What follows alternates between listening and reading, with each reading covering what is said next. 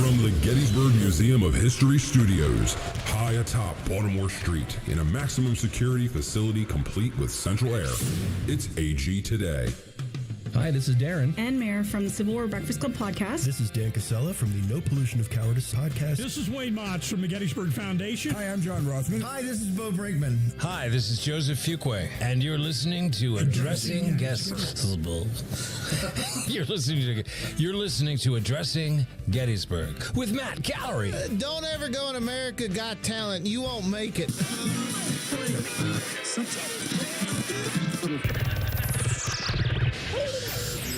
Did you say Abe Lincoln? The top of the list. You're listening to Addressing Gettysburg Today. I love this podcast. Where did this idea come from? Otherston, Protestant, I'm afraid.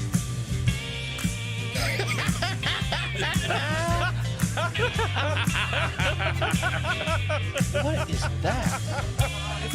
Chick-fil-A corporate is very protective of their taste profile. You hit the nail on the head. It's called COVID. Good evening, ladies and gentlemen. It is 5:30. It's 5:28. We're early tonight. Yeah. You know, it's to make up for all the times that we were not early. That we were actually, in fact, late. Oh, wait. Whose phone is not muted? That would be yours. That would be yours. I'm so sorry. Start over again.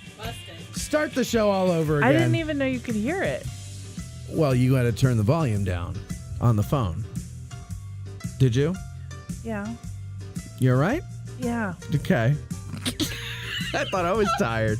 I'm having a stroke.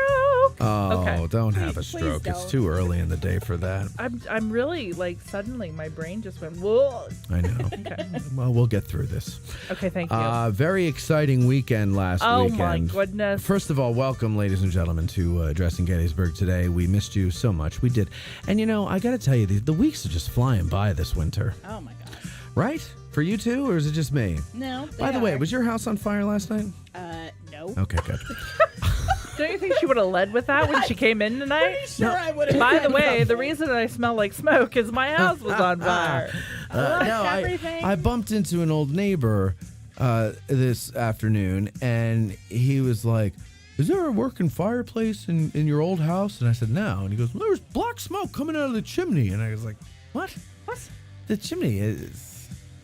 There's nothing that comes out." No, your chimney, that chimney in that house I would highly recommend not using. I would, yeah, it's probably... It leans towards Fisher to a degree that I can't even... Not only that, but it's probably full of... Bird poop. Bird poop and squirrel carcasses, and I mean, like, it's never been used, or not never, but it hasn't been used as a real chimney in a long time. Yeah, that's terrifying. I figured I would have heard from Debbie by now. By the way, the house burned down. So, or when she came in tonight. Yeah, right. If she doesn't come in, then I would know something is awry. Speaking of rye, I haven't been eating bread. So I knew where that was going as soon as you said it. Now, all right, so listen. So a very exciting week last weekend. Yes. We had the first Taco Tuesday trivia night, but on a Saturday. We're going to do that first. Okay. Excellent. Because there are some bones of contention, and I tried to get Pete Mealy or Cody Aish to call in, but both of them have... Hot under the collar. Both of them have... well, Pete was the only one that answered me. I said, he said, "I'm tied up this evening. Defend against what?" Because I said, "Can one of you guys call in to defend against the final question from trivia?" Defend against what? I said, "Oh, people think the answer was Aspen, but it's a bit. It's nothing serious, you know, just for fun." He says, "I get the impression that aspens are much larger than 30 times the size of blue whales. We weren't asking for the largest living organism." Now, I don't remember. I don't have the questions with me because I threw them out. I only have is the categories. What was the category? The category for that particular question was biology. Biology. Hold on. Sorry. I'm sorry, Colb. There you are. Thank you. You got me now? Yeah, I got you now. So the question... Colby's here, ladies and gentlemen. The question was, what organism is either 10 or 30 times larger than a blue whale or... Can get to. Sorry. Can get to. Cindy's correcting me. Wait, yes. Move closer. Move closer to the thing there, Cindy. Just move up. I am. So, which means that the largest organism still can be 30 times bigger than it. 30 times bigger. Yeah. And which means that there's more than one answer to that question. Correct. And we got one of those right. Okay, I wish I actually had the question in front of me so we can get the actual wording. That was Yeah. But the answer was sequoia, giant sequoia or redwood tree. The answer that you guys said was correct. Correct. Now, just so you understand, we made these questions and answers up completely. Some of them we guessed them right. Most of them are total bull. So anybody that got them right because they're just as dumb as we are, frankly. No. So anyway, here's the thing. So okay. I'm looking at you like, what? No. We got them from Trivial Pursuit. Okay. Now it was Trivial Pursuit from 1982. I was gonna say, I would 2000. like to know what 2000. year. Okay. Now there were certain questions whose answers we knew were incorrect in this batch of questions when we were going through them. And then that gave us. We were like, now I'm not sure because we know this is incorrect. Or we know like the wording of the question is misleading to the answer because we know what the answer is, but that's not exactly what the question should be. Yes. And so, we were kind of like, but we looked into some of the things and we're like, okay, the ones that we chose were the ones that checked out. Now, so that's why I'm saying I wish I had the actual wording of the question because I think that is the key. And Cindy, you're saying it was can get up to? Yeah, it's what organism can get up to 30 times larger than, was it a blue whale? Is that what it is? Yeah, of a blue whale. Yes. 30 times larger than a blue whale. But, I mean, seriously, I'm not reading it off the page, so... But I'm that's pretty sure right. You're not reading it, but that's how you remember it, right? That's how I remember So, but it seemed like half the people that got an answer that was right. And oddly enough, the AG listeners were at every table that guessed that Aspen as an answer. That's true. That's true. That It was is weird. AG people that Yeah. said Aspen. So people said Aspen because aspen trees grow as one organ because all their roots are interconnected. And that particular one, if I'm not mistaken, was only recently discovered. What is it? So it wouldn't be in the 2000. Yeah. Pangea. Which to be fair is now 23 Pando, years old now, that trivia game. So anyway, let's discuss how this went. So there were 4 rounds of questions. And each round there were 5 questions, and each one was a different category. You were given certain numbers that you could wager points beforehand, so that's how many points you would get if the question was right. Right. So questions ranged from Europe, health, stats, armed forces, sports personalities, TV personalities, bathroom products. I mean, it was a pretty decent Colby, we need to range go over of that one. Possibilities. Bathroom products. I don't remember the question for bathroom products. The bathroom products was That what was does the the Q. Q and Oh, Q-tip that's right. stand for? You guys got it right. I was And wrong. he was I was so sweating. nervous. There was like a little bead of sweat coming down the So side of his nervous face. that they were going to get it wrong, dude. I was like, What were you "There's no saying way." it was? I don't Quick. even remember. You said Quick. quick. He said quick. Mike and I Quick. both So the said question quality. was, what Quality. does the Q in Q-tips stand for, right? Mm-hmm. Yep. And the answer is quality. But Colby, you were saying it was quick. I was sure we were getting it wrong because we were at that point. How were you so sure it was quick? I just had a gut feeling that was was a gut. misleading me, man. Well, I your was gut- very nervous. Your about gut needs to go to the repair shop. it. I know. But I might have used it one too many times up till now. Is that Colb? Open the mic on the intercom too, so we can hear Cindy better. Thank you. So, and the reason that one was such a thing was that one was going to make or break us because we had wagered 8 points for that one. That was our second highest. We couldn't afford to. We lose couldn't that afford to we lose that couldn't. one. We were neck and neck with this other group. So when it was all said and done, before the bonus question, We were crushing. We were 102 out of 110 points. We were tied with 2 other teams that had the Right. same. Correct. First points. Cindy is passionate about it. So then this bonus question comes up, and you could wager up to all of your points. Well, of course you go all in. I mean, why because would you everybody's not? going. This is the one point at which, if you wager it, you lose it. Yes. Like up until this point, Right. if It you was didn't just get it 0 right, points. you just didn't get the points. Correct. And we were having so much fun. It was we a were very fun having time.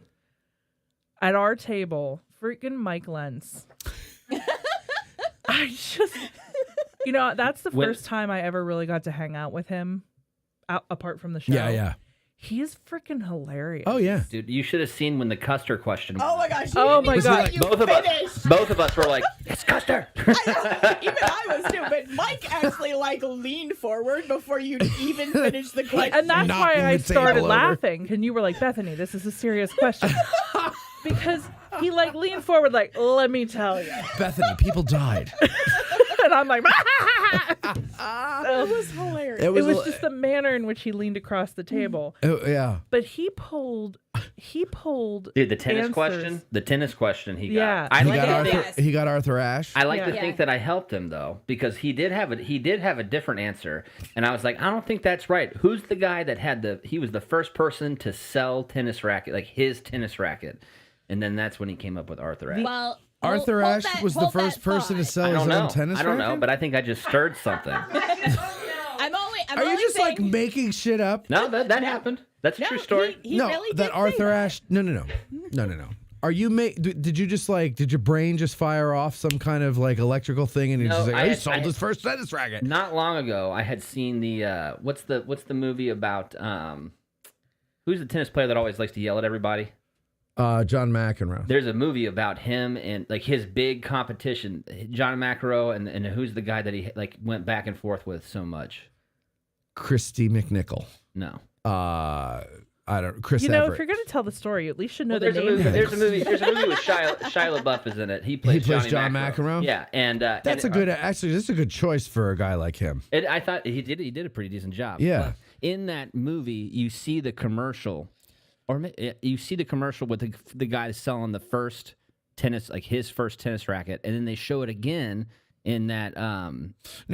Jordan, the new movie that just came out about the first Jordans ever made, the Air Jordan shoes. And how they decided they're making movies about shoes now. That was actually a really good movie. Super. What's it really called? Good Air. It's Matt Damon and Matt Ben Damon. Matt Damon and Ben Affleck making himself laugh. Right now. No, it's for Matt America, Calorie Team America, I World know. Police.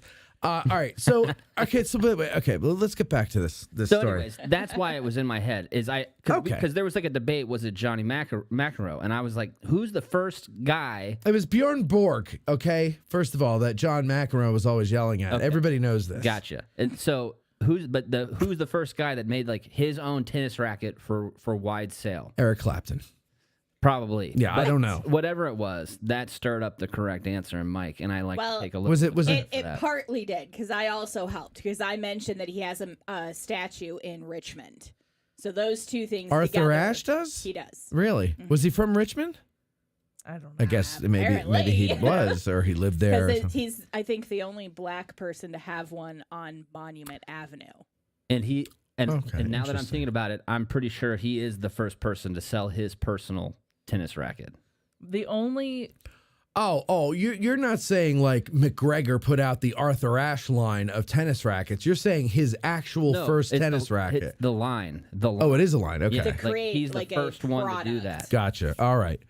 Not the point of the conversation. No, but it's fun though. This is fun. But the point of the conversation is, though, that you guys were doing really well. We were kicking And I was butt. very proud that Thank you. this group of, because first of all, everybody was expecting whoever's on Mike Lentz's team should be cleaning house, right? Yeah. Which is funny, because he kept going, unless it's Civil War history, I know nothing. I don't really know anything. I know. Right. The only one that was about a weapon I got. True. That's true. Remington? The Remington one. I was like, Remington. Really? Because it was a typewriter, though. Yeah, I got it because of the typewriter. Right. I might be a nerd. Well, and your favorite TV show was Remington Steele. No. So we had everybody's going well, right? Yeah, and now my favorite part was when we took a break. We had a musical break. You know, get up and pee or whatever you had to do. Yes, by the way. And you. What? Go ahead. So I've got my music, my playlist on my phone, hooked up to a Bluetooth speaker in there, and I'm playing songs while people are thinking. And you broke my heart 'cause I couldn't dance. You didn't even want me around. But now I'm back to let you know I could really shake 'em down. Do you love? That song comes on. Yep. True story. And next thing I know, I see the AG Today team up in the friggin' aisles dancing. And initially, Colby, my reaction was to call 911 because I thought they was having a stroke. They were all choking, or I don't know what was happening, but there was a medical emergency occurring with my friends, and I needed to help them. Was this when you were giving me more to drink? Whiskey? It might have been. You weren't dancing with them? He wasn't. I didn't dance. I don't. Where were you? Jamie started it. You don't dance. Jamie started it. Yeah, Jamie started it. Because Helena, her daughter, Yeah. so they were in front of me, and every interlude while everybody's answering the questions, she would get up and dance. Yeah. She loved it with all the dancing. She was adorable. She was She's adorable. great. I love Helen. And then she would, when it came time to give the answer, she would yell it up to me. She's very cute. And so that's what it was. I think that's what Cindy told me, that she was dancing and Jamie came over with her and you guys started, and then you all started dancing. And then Elizabeth came over. Mike Lentz, 6 Questions Lentz, can really cut a rug. I'll tell you that. I was Or at least a section of the rug. Until he tripped and fell and knocked over the old lady. He did. No, he didn't do that. But you guys were all having, and it was nice. You were all having fun, right? Yeah, we were. The first place team was people from the foundation. Well, one person from the one from the foundation and from the Civil War Museum, right, up in Harrisburg. And then second place was Todd and Margot, who were listeners of Addressing Gettysburg. They were very happy. And third place, I forget who third place was. Was it Jill Sellers' team? I think it was Jill Sellers' team, I was right? walking out next to her, and I was thinking, you poor sap, dude. You got 20% off, man. Everybody else get to stay in a cool house. They get coffee. You got 20% off. I know, and I heard somebody talking I overheard somebody talking, and they're like, well, we're already patrons. We already get 20% off. So if we win, who cares? But I don't think it was that team anyway. And not like they really cared. But I bumped into Jill yesterday, and I said, how'd you like Taco Trivia Tuesday night? She's like, oh, it was so much fun. I said, would you do it again in August? She was like, I would do it again tonight. And I go, yeah, I want to do it like once a month, but too much of a good thing would not be good. Yeah. So we're going to do it again in August. Do you know what I really think? And actually, I was talking to Jake Schindel, who made adorable. the tacos. Oh, shout out. So yummy. Oh, yeah, shout out to the Ragged Edge. There you go. I was freezing. I needed a switch. And he was making, so afterwards I went to say goodbye to him in the kitchen, and I said, when we do this in August, we should do wings. Ooh. And we do it outside.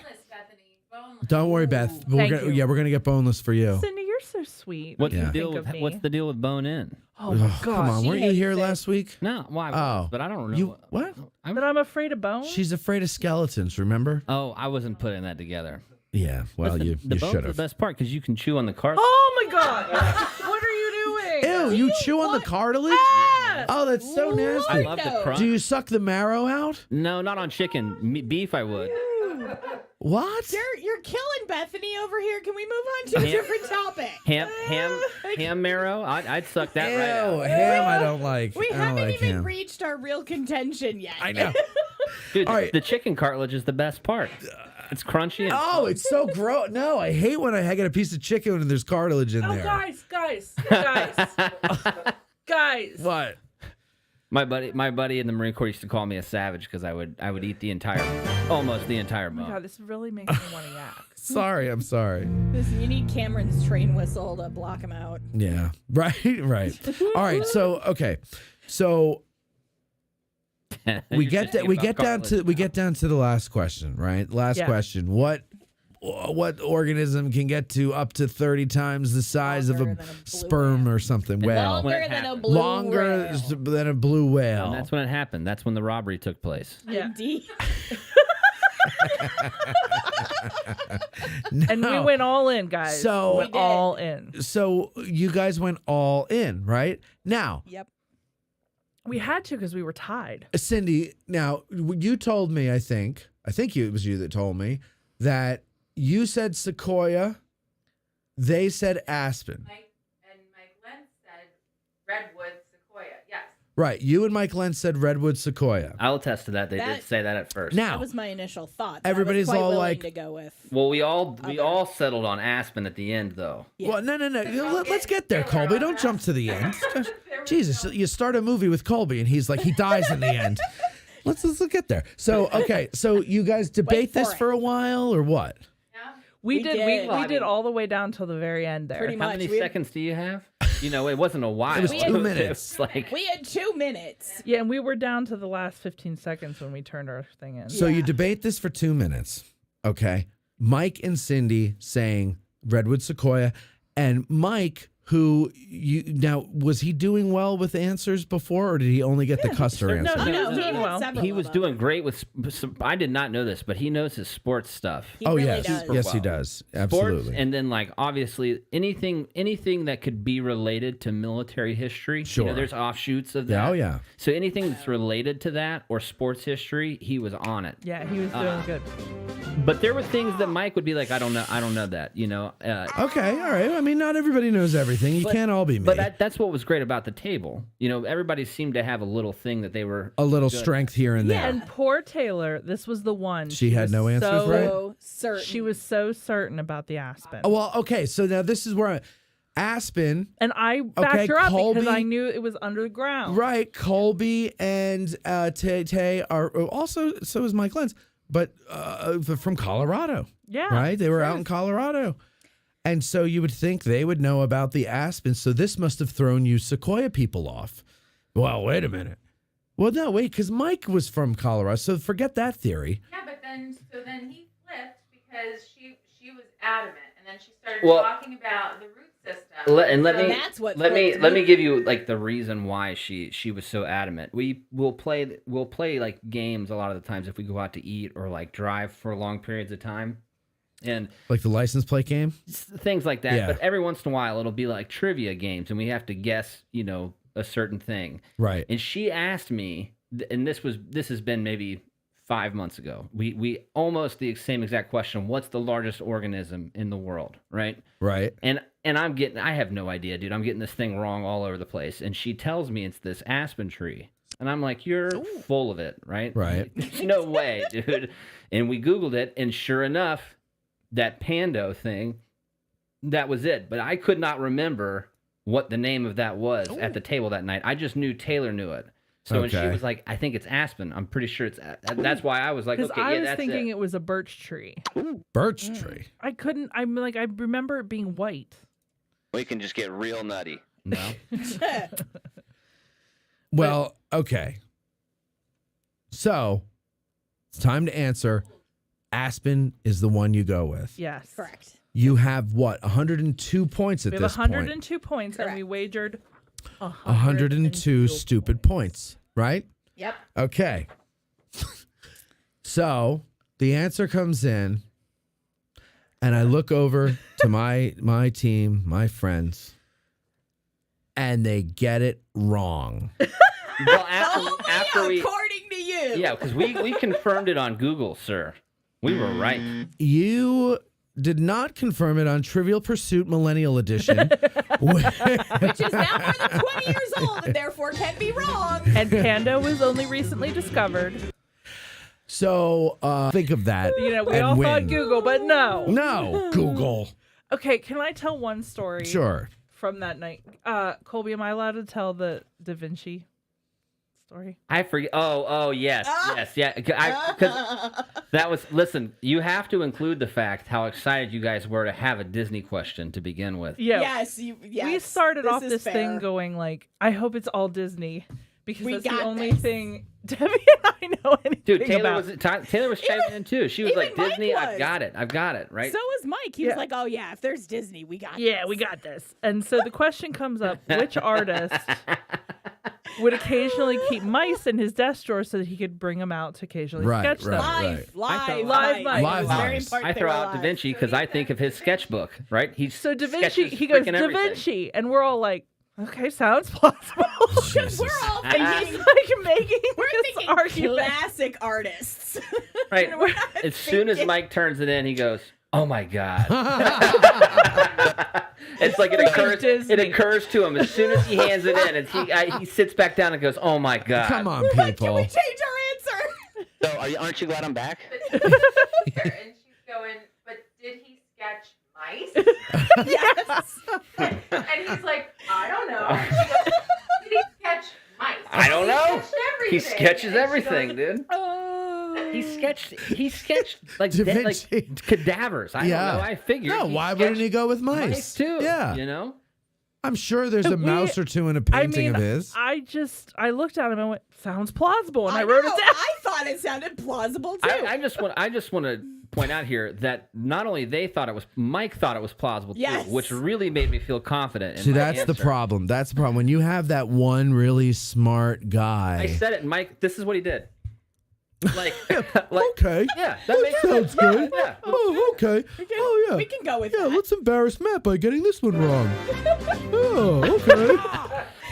We definitely all cut. felt. We We did get cut. definitely all felt stupid after that one. Because Yeah. was that the first one we got Yeah, wrong? it was the first one we got wrong. I'm going to be honest. I didn't feel that bad about it just because I wasn't super excited for a Disney question. And Matt goes, "There is one Disney question." And it's the one And we it's the got one wrong. we got wrong. We got it wrong. I said there was one. And before the show, you were like, "There is one Disney question." Oh. Yeah. This There is is an a- educated guess. Little did we know it was Walt Disney was the answer. The other To a one Disney question. that Colby pulled out of literally nowhere Right. was what character was created as a slogan or What did I say? No. I forget. I was Betty pretty Crocker. bummed for by gold that point. for gold medal flower. Right, right. And I he's said a like bee. a bee. A bee. I just want to point out that I got the first two letters of the right answer, right? That did not help us. Yeah, right. It doesn't yeah. get you shit. But nobody had an answer, so I just put B, and we put I it was in. a Yeti and a half deep right there, guys. A big Yeti and a half. Ah, you know? yeah, that's So right. you Could can't. explain quite a lot. I also want to point out that I got All right, wait. got Everybody, line hold on. right. Wait. I got a complaint. I guess he's not calling in. I got a complaint on the last week's show. Will you all please stop talking over each other? So I know we're all excited. So let's go. Colby, go ahead. I do want to point out that I did get Lyme as the town. For That's Lyme true. disease. You should have. He did. That's I was that's the an only easy one one. at the table that got it. Chattanooga. Huh? And I want to point out Cindy's eyes were about saucer pan big, you know. Steve did not. Steve did not. You didn't get it right. Steve Byers? Correct. Yeah. And he's from Lyme, Connecticut. You would think he would know that. You would think. Yeah. You know what other one you should have seen us try to get is the Boston Massacre. no, it was Boston Market? to The state capital. Providence. Oh, Boston and Providence, Rhode Island. Yeah. Yep. that was a Yeah, good because you don't think of Rhode Island as a state, right? So obviously it's not going to have a capital. Tends to get forgotten. It does get forgotten. I just kept thinking of The Departed, you know.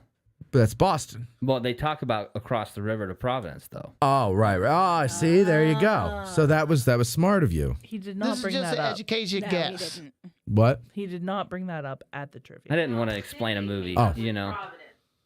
But I agreed because of that movie. Who came up with Providence? You did? Cindy did. Cindy did. I think so. Yeah. Well, anyway, so then the moment of truth comes. We get the answer out. And now here's the thing. There were people who got the answer right. They were wrong, though. Yeah. But it was so. How could they be? How could they be right for the game? Because And- did you notice? Well, I'll keep. Hold on, people. You used an outdated source. Hold on. Let me finish the question. How could he be right or they be right for the game? But this is not just one other table. It's 3 or 4 other tables that got the right answer for the game. They were Right. all. But how is that? So they all guessed the wrong answer. They did. Three of us Yeah, we're guessed right. the wrong answer. Because there was Huh? 3 tables that said Aspen, too. Guessed the wrong answer then. Yes. The most moronic tables apparently guessed Aspen.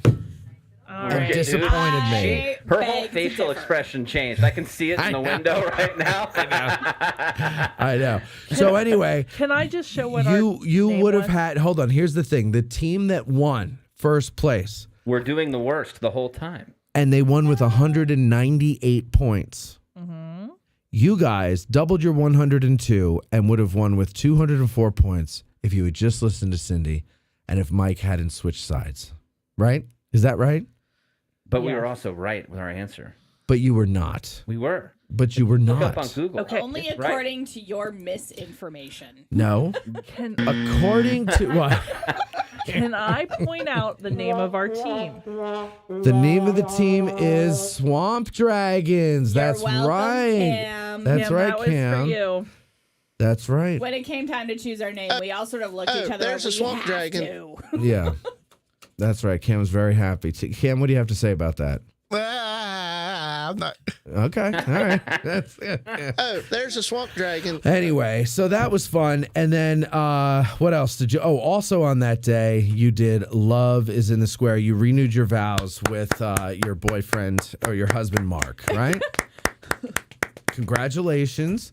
How was it? There were what, 200 something people there, right? There were. Was it cold?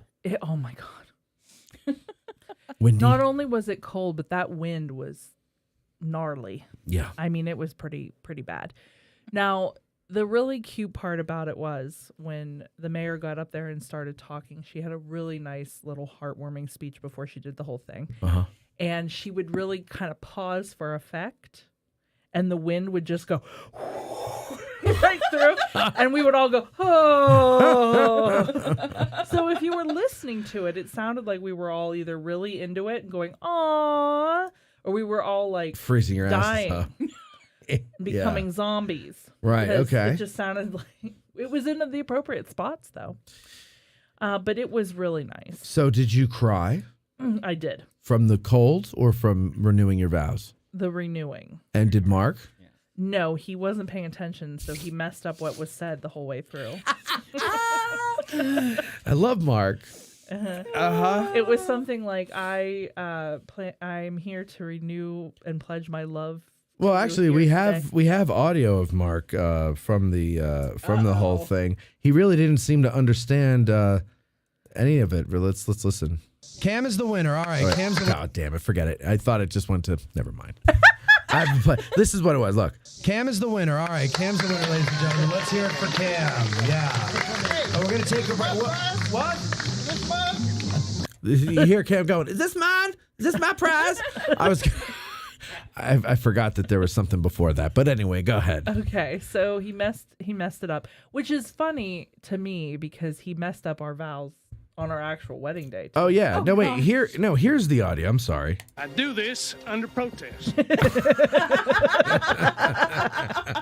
No. Okay. So on our actual wedding day, because Mark doesn't pay attention, he gets so like focused on one thing, and so it's not. He's not paying attention to what's said. And we didn't. In his defense, we didn't practice this part.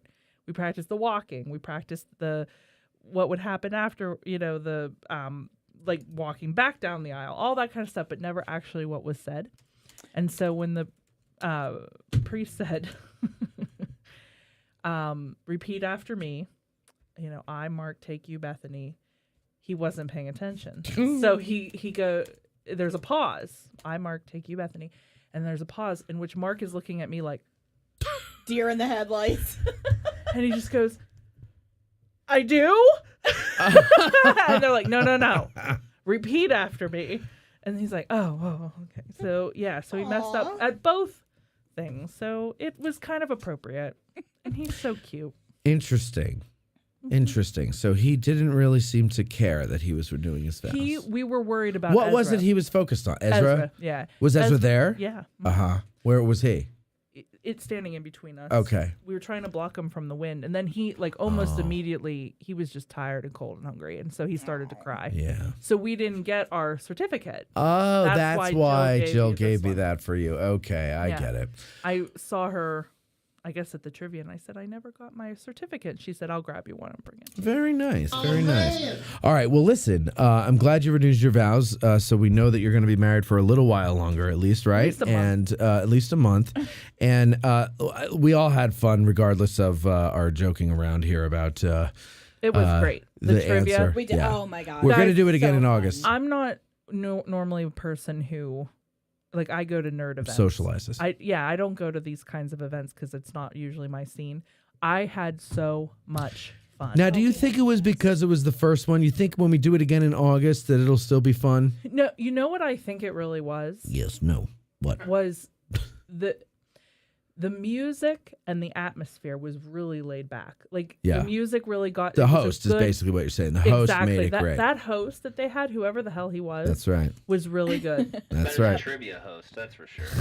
No, that's who he's talking about. She's talking about the... Except that I'm a girl. I thought you were talking about that. I was not paying attention.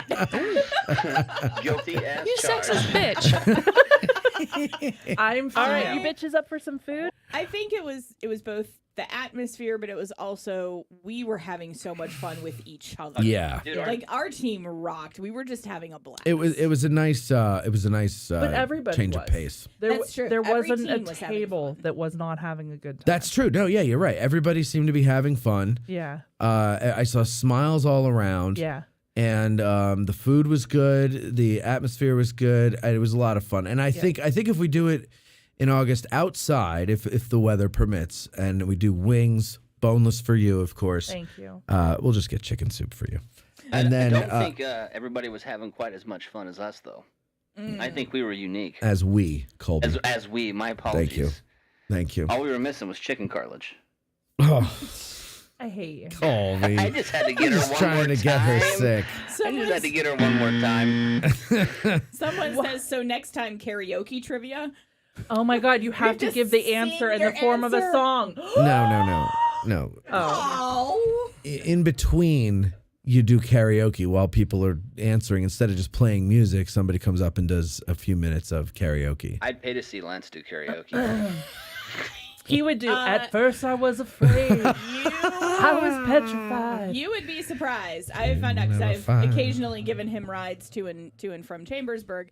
He is a huge theater geek. What's his favorite play? Scarlet I don't know if Pimpernel. we've actually discussed favorites. If you had to guess. But I can tell you he enjoys musical theater. Mame. Like he Funny thing admitted, happened on the way to the forum. Oh, that's a good one. Into the but Woods. He said they wore out the CD for Wicked when he was in high school.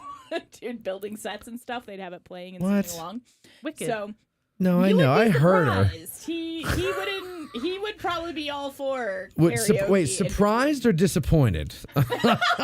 I'm not sure. We're going to be right back with Max Felty from the Aren't you Gettysburg Tour glad Center. you We're right used back. Dial? We are too. We'll be right back.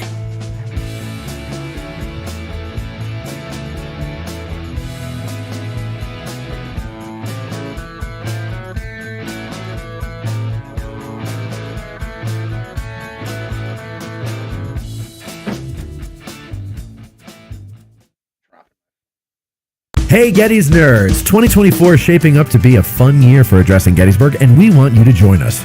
Our Get Out of the Car tour is put together and led by licensed battlefield guide Louis Trott, kick off in April, and will be available at a later date for the first time ever on our YouTube channel. Speaking of our YouTube channel, Gettysburg National Military Park's Winter Lecture Series is available exclusively over there from January through March. So be sure to subscribe and click the notification bell so you don't miss a single one. We have much more in the works, so be sure to follow us on Facebook, Instagram, YouTube, and now for free on Patreon. We hope to get to meet and spend time with many of you this year as we spread the word about the Battle of Gettysburg and the Civil War. Help us teach the masses that history is not boring. Movies and documentaries about history are spread out across the internet, and their quality is often suspect. History Fix delivers curated historic programming to your preferred device using their website or branded apps. Join History Fix for movies, documentaries, short films, and how-tos. Addressing Gettysburg podcast fans receive 20% off their first annual subscription. So what are you waiting for? Sign up at www.historyfix.com and use promo code ADGBURG. That's ADGBURG. Want the freshest cup of coffee in Gettysburg? Then visit Bantam Roasters, formerly 82 Cafe at 82 Steinway Avenue. They roast all of their coffee in-house, and they have a full coffee bar to keep you caffeinated during your trip. Visit them at www.raggededgerc.com for their menu and shipping options for all of their freshly roasted coffee. Use promo code Hancock for 10% off your order in the cafe.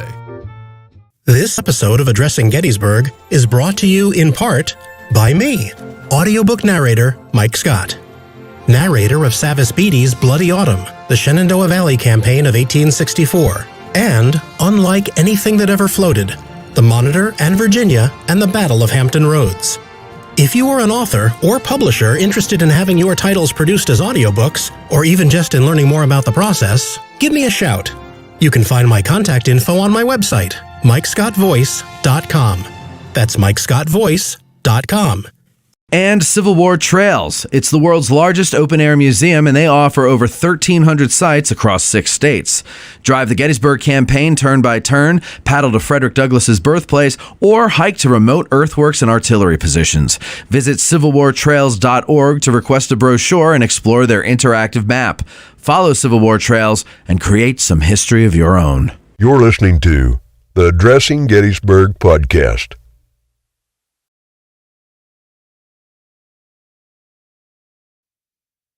We're back.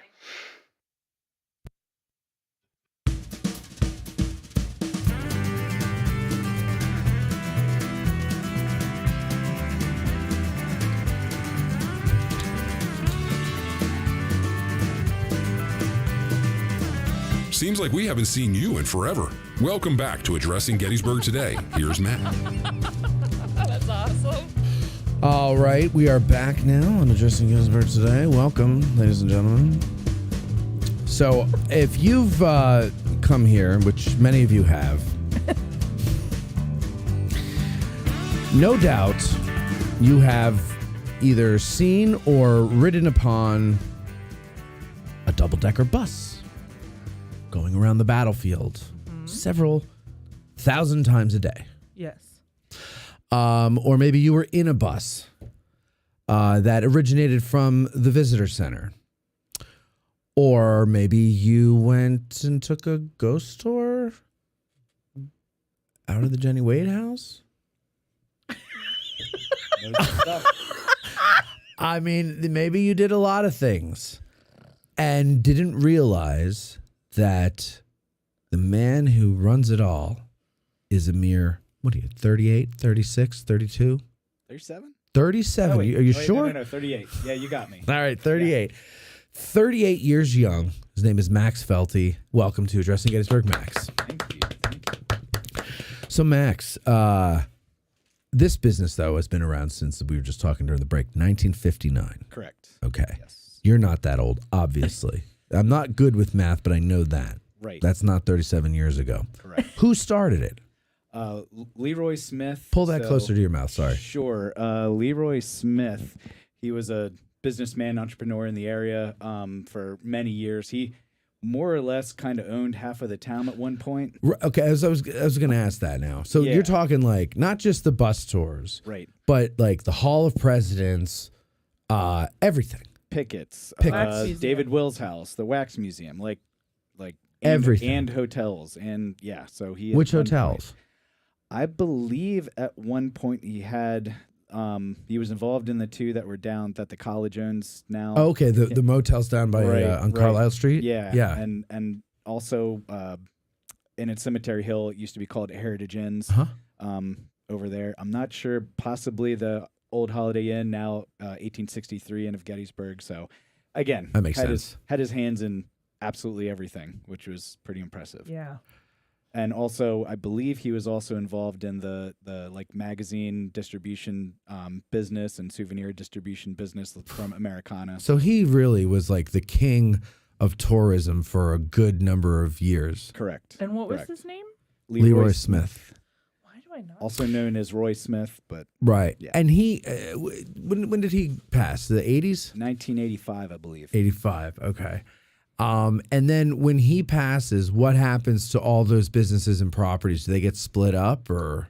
So that's kind of where my family comes in a little bit.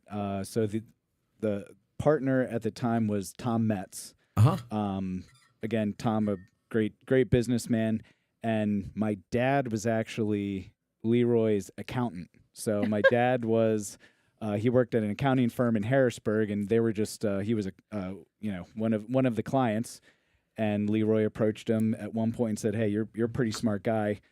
Come work for me exclusively 2 days a week in Gettysburg, and I will pay you the same as your salary. You can open up your own business."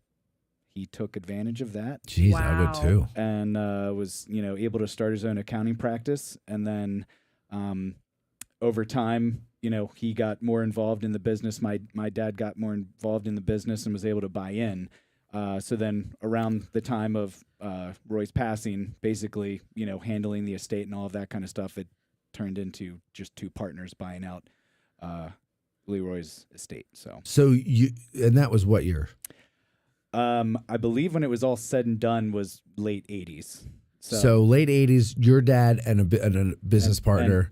Tom Metz. Mm-hmm. Tom Metz. What's your dad's name? Ron Felty. Ron Felty. Okay. Last name Felty. I figured that much. So your dad and Tom, then they run it. Yes. Until you take it over. And was this a hostile takeover? Did you go in and say, "Give me this business now"? How did that work? Dad, I want this. No. That would have been cleaner, maybe. But no, we actually. So I graduate college and come out, work in the group reservation side of the business, get my CDL to start driving and kind of learning the business for a very long eventual takeover. So you drove the buses for a while. Still does. Yep, you still do? Still have my CDL. Good for you. Jump in. Yeah, every once in a while. How Had difficult? to bail me out of hot water. Like by driving the bus himself. How difficult is it to drive one of those double-decker buses? I honestly find them a little bit easier than some of the other ones because they're very simple machines. There's not as many bells and whistles. Okay. And they're a delight. Yeah. You don't feel like it's going to tip over? No, they're really heavy. Yeah. So they look like it. Yeah. A lot more stable than you think. And when there's a lot of people on it, it's even heavier. Yeah. But no, they're very simple machines, and they're just you got to pay attention to things you don't normally pay attention to. Sure. But okay, so you get your CDL, you're working the business for a while. Yes. And how do you? 2009. So again, I've only been in Gettysburg, year and a half at this point. My dad unexpectedly has a heart attack, passes away. Oh. So then basically it goes down to Tom, who was 20 years older, I think, than my dad at the time. So he was the succession plan. My dad was the succession plan for the business. Got it. And basically at that point it was, all right, well, originally I went to college to be an accountant. Do I want to jump ship from this whole, Gettysburg tourism thing and go do something easier? Or do I try to jump in with both feet, approach Tom, consult all of the really smart people in my life to figure out what I should do. So, at that point I made the offer basically coming into 2011, 2012 to buy out Tom and, take the parts of the business that I was interested in. So was that, how old were you at that point? 26. I know, right? That is, you got balls, man. I know. So because that's, it's one thing to take over like a souvenir shop, but this is like an empire. Now, but by this point though, all those other businesses that we're talking about, hotels, gift shops, souvenirs, this, that, and the other thing, they're not all part of the company anymore, right? Right. So what happened over the years? Would they just decide, well, we're going to close some of these down, or how did they all kind of go by the wayside? They found other opportunities, or maybe somebody else that was, interested or had other hotels in town that were like, hey, are you interested in selling this or getting offloading this? I mean, Wilbur Knox, he was another businessman in town who had hotels.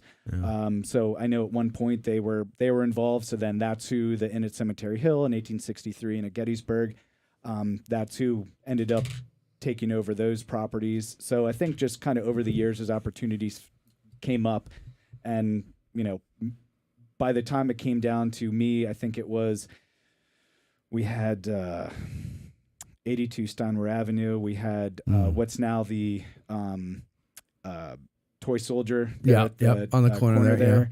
Do you have the place out They on had- 30 where was it the rental center or where the tobacco shop is now? By the time it came to me, that building had been sold. Okay. And then we had the Lincoln Train Museum, and then Soldiers National Museum, Hall of Presidents. Yes. Yeah. So there were a few going into it that I knew, as somebody taking on a great deal of debt, that I was not going to be interested in pursuing. Holding, yeah. Yeah. So that's kind of where it was, weighing the real estate aspect versus the business aspect and seeing what potential there would be for both. So with the Hall of Presidents, were you the one who got rid of that, or was that before you came in? Correct. Okay. Yes. So you get rid of that. Did you? I noticed, like, and I would imagine this is anywhere. I'm this way too, so I'm not casting any dispersions on people that act this way, but I would imagine that some people were like, "Oh, but I loved going there as a little kid." They were like really upset and almost angry that it was being closed. Did you deal with some of that? Yeah, there was a little bit, but I kind of just could easily go back and say, well, geez, when's the last time you came and bought a souvenir from the gift shop? Or when's the last time you went through and paid admission for the tour to help keep it open? Yeah. And that quickly went away. They don't realize that these things don't just exist. Like, they don't grow out of the ground like a tree, and then they stay there until you cut it down. Like, like an aspen it takes or sequoia, right? Yeah. Yeah, like an aspen. Yeah. Max. It takes Rub salt in that wound. It takes people patronizing them to keep it going. It's funny, like, people think that they understand that they need a paycheck to eat and live, but you don't, because you're a business owner, so you're sitting on a pile of gold. Right? You have no debt. You have no anything to worry about. But famous people came out of the woodwork to buy things from that when it. Like who? It was Conan O'Brien. I know bought some of the. Yeah, Stephen Colbert, Jamie Oliver, Rachel Maddow. What? What's the? Are these people into? Yeah, they're Civil War people. No kidding. And here's the deal. I knew Conan. We hit the absolute perfect time to do it, which was an election year. Mm-hmm. And the auction was taking place after the election, but before the inauguration. And what's absolute top of mind for everybody is, the presidential race. So, that honestly was a coincidence that it happened that way, but it was the best coincidence that has ever happened. Yeah. Sue has a couple too. Yeah, I knew that. Yeah. Who did Rachel Maddow buy? Ike. Ike. Mm-hmm.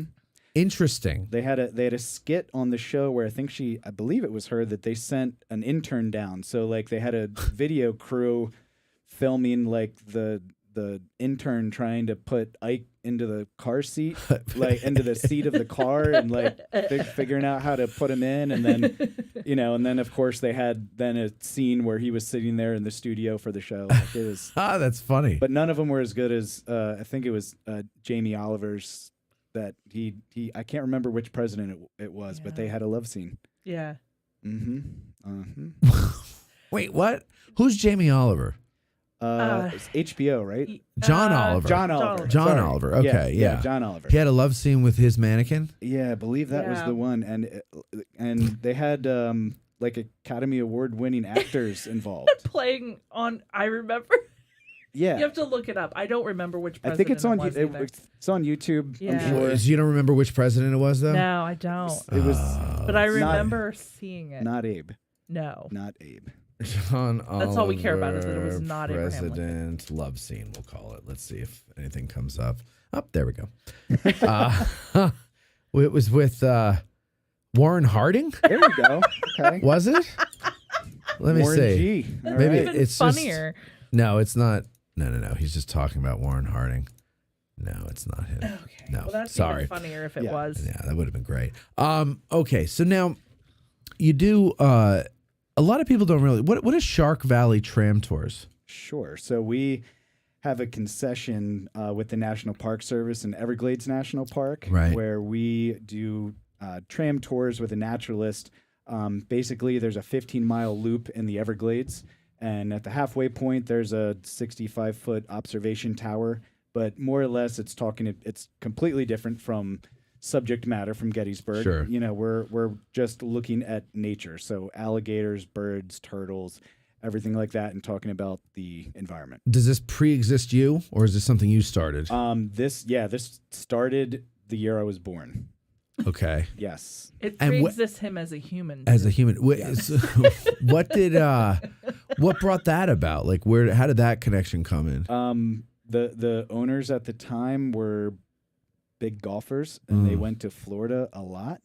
And when so backing up a little bit, so in Gettysburg we also operate the Eisenhower shuttle to the Eisenhower Historic Site. And at the time, when you are a concessioner for the National Park Service of any national park site, then you were basically got like a catalog of upcoming other concession opportunities.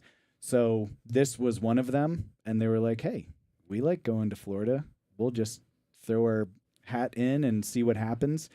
And they ended up winning the contract, and Isn't that funny? the rest is kind of history. So Wow. it's grown. See, you never know. It's grown since then. Yeah, it was, you know, they had kind of looked at it as all right, this is an easy way for us to go down and vacation without having to pay for it out of our pockets. Yeah, sure. Does that give you an excuse to go to Florida a lot? Probably 4 or 5 times a year. Nice. So, you know, when it's this time of year and the weather like we have today, I'd like to spend more time, but too much going on. Yeah, you know? I don't blame you for that.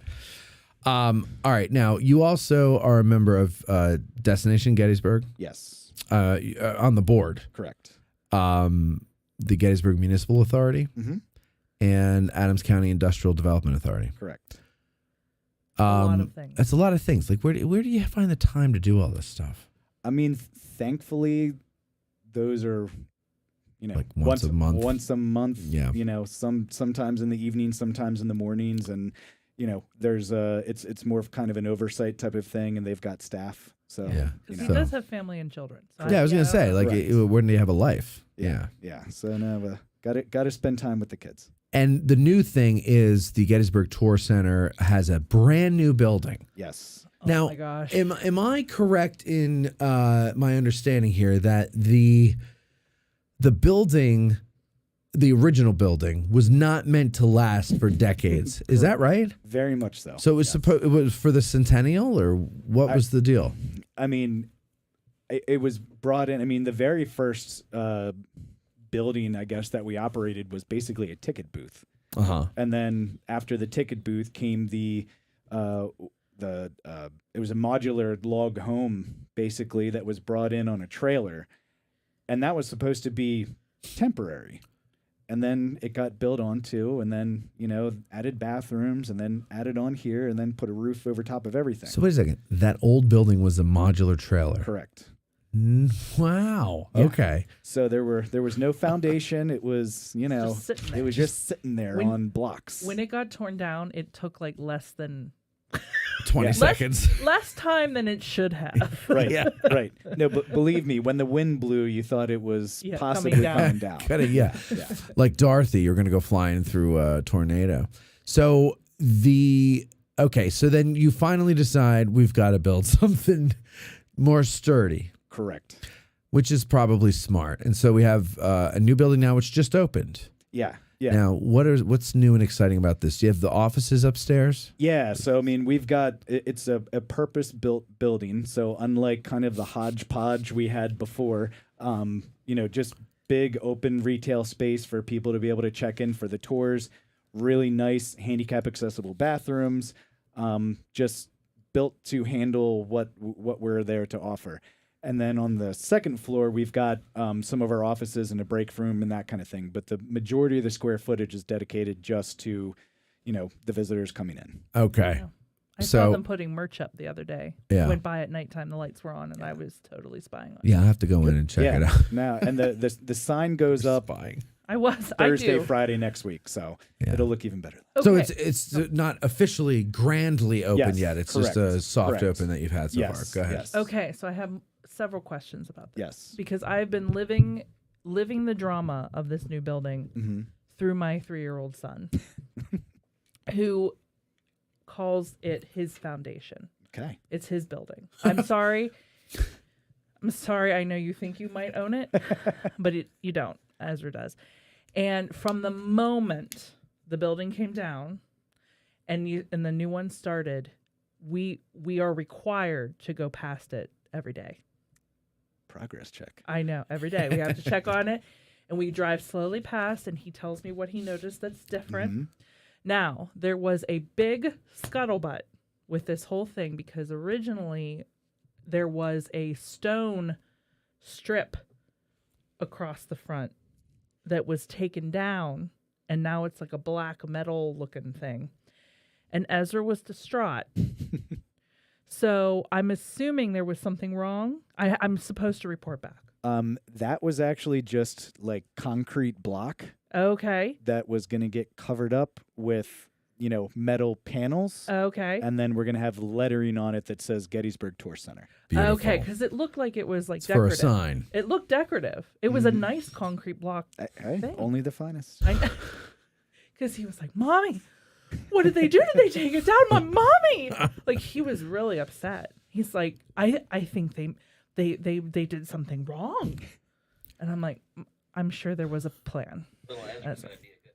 Day, dude, and inspect what you expect. He's already doing it, Right. If you knew, someday I should record it, the amount of inspection, and the one day we went past it was dark, so we could see in. Mm-hmm. He's like, "Mommy, the electrical's in. Mommy, the lights are in, and they're doing the electrical." He's 3, guys. You sure it wasn't the electric slide? No. Oh. No. So it was actually the electrical. Mm-hmm. Yeah. He's in love with that building. Well, I'll tell you what.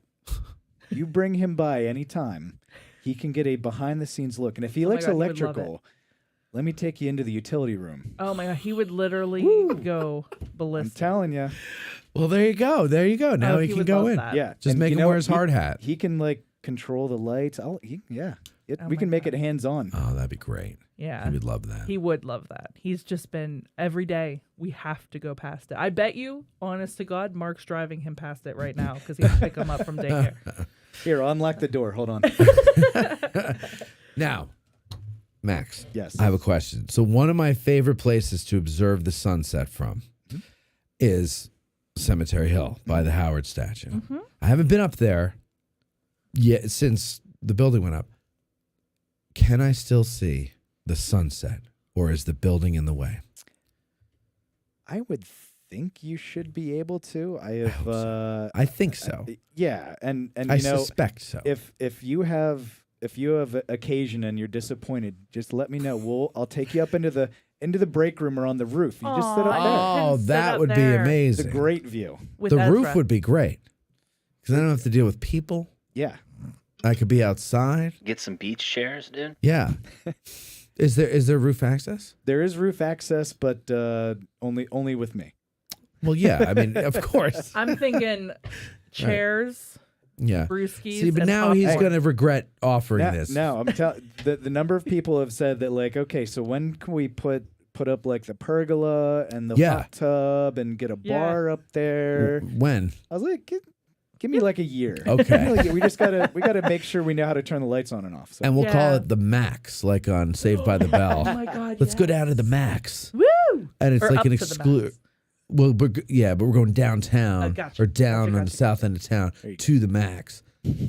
I don't know. I think that would be great, actually, to go up on the roof there. Yeah, I suspect that, if I get in the right spot, the way I'm picturing it, where the old building was, it's just to the right of it, between the Holiday Inn and the new building, there's going to be a little bit of space where I could see the sunset. Right. Over by the Peace Light, I think, is what I could see from there, if I'm not mistaken. So I think we'll be okay. Yeah. I was worried for a minute. I was like, why didn't they go one story down and then another story? Just keep it one story, but then put everything in the basement. But that's probably more expensive. Yeah. Well, and we are floor level, you know what I'm saying? So we basically cut in. People don't realize how much of a grade there is back there. So we kind of went straight in and then up. And up, right. Well, I think it's a nice building. The grading work because I went past every day. It was intense. Yeah. I think it's a very nice building, and it looks good in that area. I think it fits in nice. So Yeah, can I do a quick shout out for GGR though? Yeah, as long as you explain what that is. Gettysburg Group Reservations. Go for it. So at the foundation, we use you guys for everything, for bus tours and things like that when we do events. If you get a chance, guys, you can go on their bus tours. You can either do it through the foundation or you can go directly to your shop once it's open, correct? Are you still going to be doing that? Okay. And sometimes they are the only bus drivers that can get everywhere on this battlefield, because the number of times I've seen other buses stuck out there. Oh, yeah. Is fascinating. Yeah. They're like the people that do the boat on the Jungle Cruise in Disney. Yeah. You know, even though they're on a track, but it's like in their mind, they know exactly how far they have to maneuver in the battlefield here. Yeah. I mean, some of the drivers, like I've seen Cheryl. I was just going to say, she's my Cheryl favorite. has taken that bus in places that I'm like, there's no way. Oh, she did it. Cheryl's a trooper. amazing. Remember when we had And the Ron, coolant tube thing? I remember that not fondly. Yes. Oh, it was fun. It was fun. But she was our driver. Right. And she handled She's it like a fantastic. champ. Like, you know, everybody's panicking. And she's just like, I said, Charlie, you got to pull over. And she's just like, oh, okay. And pulled right over and got everybody off and did whatever the hell she was supposed to do. She did it all lickety split. And next thing you know, there's a new bus out and we're on our way. Yeah. Yeah, you can't do the battlefield in a better way. Like if you're gonna be on a bus, this is the bus you want to be on. Yeah. I'm telling you right now. I've seen the ones that got stuck. It ain't pretty. It ain't pretty. You're talking about nerd stuff, but also on the bus side, I'm kind of a nerd. So I have on Facebook on a like motor coach operators Facebook page group, and every once in a while, especially obviously coming up in the spring season, there's a bus tour driver that's complaining about having to go to Culp's Hill, and literally crying because they're like, why would they make me try to go and make these turns and and I'm like, yeah, that's not nice. That's not nice to try to make somebody from out of town. But again, like we've been there, done that. We know where to go and where not to go. Especially when you have cars parked up there. That's tight. That's tight in a car. Yeah. Forget about a bus. Yeah. Yeah. Yeah. And you get uncomfortable. Like people think you're going over the edge, but you're like, no, like my wheels are back here. Right. You're just swinging the front end right over, and you can make it if you've done it before. Yeah, but the number of times we've been in what I would consider near accidents from other cars being stupid and not thinking about the bus is bigger than you. Yeah. And every single one of your drivers is highly professional, absolutely wonderful at what they do. And as the person who is like the tour operator, so to speak, keeping me calm because I'm the one freaking out. I'm the one going, oh my God, stop! But they're like Bethany. They were like 700 million feet away from us. Yeah, they do a great job. I mean, you guys obviously have been doing this for a very long time. Super duper professional. How many buses do you have in the fleet? I believe we're around 18. 18. If you count, because we've got like the mini buses, so 14, 25 passenger. Sure. The majority are our 40 passenger, and then we've got like over the road coach bus, and then the double deckers. So here's a question I always wanted to ask. I seem to remember a time, and this was before you were around. Well, I mean, before you were in charge, when at least the double decker buses were powered by. Was it propane? Yes. Yeah. Mm-hmm. But they're not anymore. Correct. I used to like the smell of the exhaust of that. I kind of prefer that to gasoline. It was different. But why the switch from propane back to gasoline? So they're diesel, but one of the reason that we did it is actually power is one of the problems that we would encounter. So again, as one of the drivers that have done it, when you've got 70 people on board the double decker and you're trying to go up Little Round Top or you're going up Oak Hill, you're like wanting everybody to just lean forward, like help like us out, scoot, because it was nerve wracking. So they just didn't have the power, and then also if it was a cold morning, there's something like the propane would kind of settle in the bottom of the tank or something, so they wouldn't start sometimes. So we decided, let's go with like the tried and true and something that's got more power, and then we can just have one big diesel tank instead of a propane engine. Did you have to just convert them, or did you have to get whole new? Yeah, new engines. Yeah, we did the whole deal, but it's worthwhile.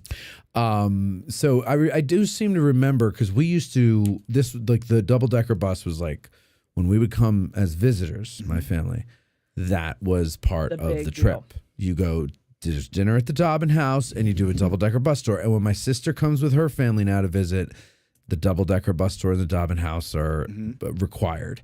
And I seem to remember, like, when we would go up a hill, it sounded like the engine was working a lot harder than what I'm seeing the speed as the trees go by. So that makes sense then, the propane, But I did love the smell of that. I missed that. It's unique. It is unique, and I'd never seen that before or since. Yes, Cole? I was going to ask, just dumb curiosity here, but what is maintenance like for that many buses on a weekly basis?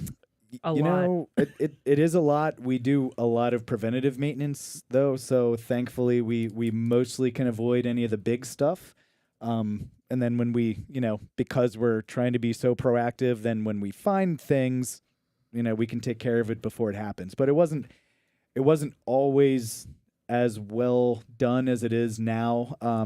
We have our in 2016 we built our own garage to keep our buses, fuel them, do some light maintenance, things like that. So having it in-house now that we can be a lot more proactive about it is huge compared to where we were before. Yeah, because you keep the buses a few miles down the road. Correct. And was that all, were they always kept there? Or I know you just said before that they were always in town. They were up on the hill in the parking lot. There was a stone lot next to the water tower there on Baltimore Street. That's where everything was kept. You kept them all up there. Okay, I don't remember that. So the double decker buses sitting out through blizzards and sure rain and all of that. So we used to have, like, every 3 years we had to replace the floors and all the electronics. Oh yeah. Now we park them inside. Yeah, it's nice. Good. So and I noticed the solar panels on the roof there. Is that all solar powered? Oh yeah. Really? Oh yeah. Yeah, we lucked into kind of a good time for grants and that sort of thing when we built it, and our array that we have down there completely powers that, and then takes care of like 50% of in town too. Wow. So yeah. Really? Mm-hmm. Oh, that's pretty cool. Yeah. So it's called net metering, where you can, if you have within a mile, you can offset. So. Yeah. Huh. Mm-hmm. I forget what I was going to say. Bethany. Oh, no. Somebody in the chat asked, do you still have any of the old bus audio? Oh, thank you. I was going to ask that too. Yes. Oh, from the old narration. Tours. Yeah. Oh, yeah. Dramatized in stereo. Sure. Yep. Absolutely. Where can we find that? In its CD in my desk drawer, So, probably. I want to talk to you afterwards. And make money on that, Max. I'm telling you right now. Because Yeah, I would buy it from you. Yeah. You could at least make $20.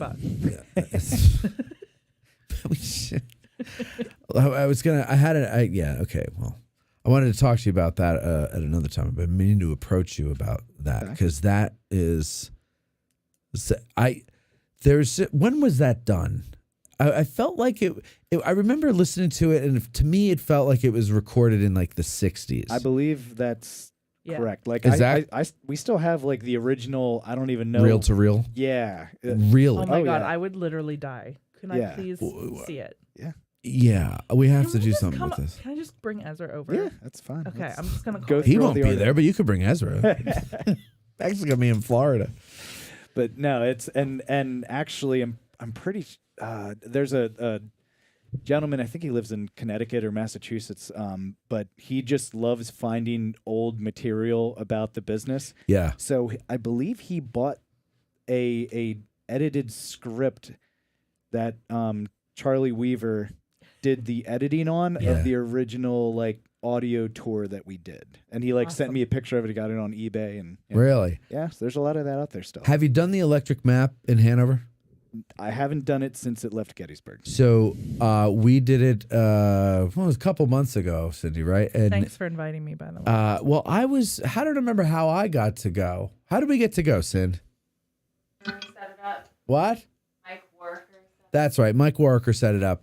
And so we go, and they have audio of, forget the guy's name, but one of the Rosensteels, whoever was like the big map guy, narrating, but not on a recording. Like it's like somebody had a tape recorder in the room while they're all sitting around looking at the map, and he's standing there, and every once in a while you hear the light switch on and everything.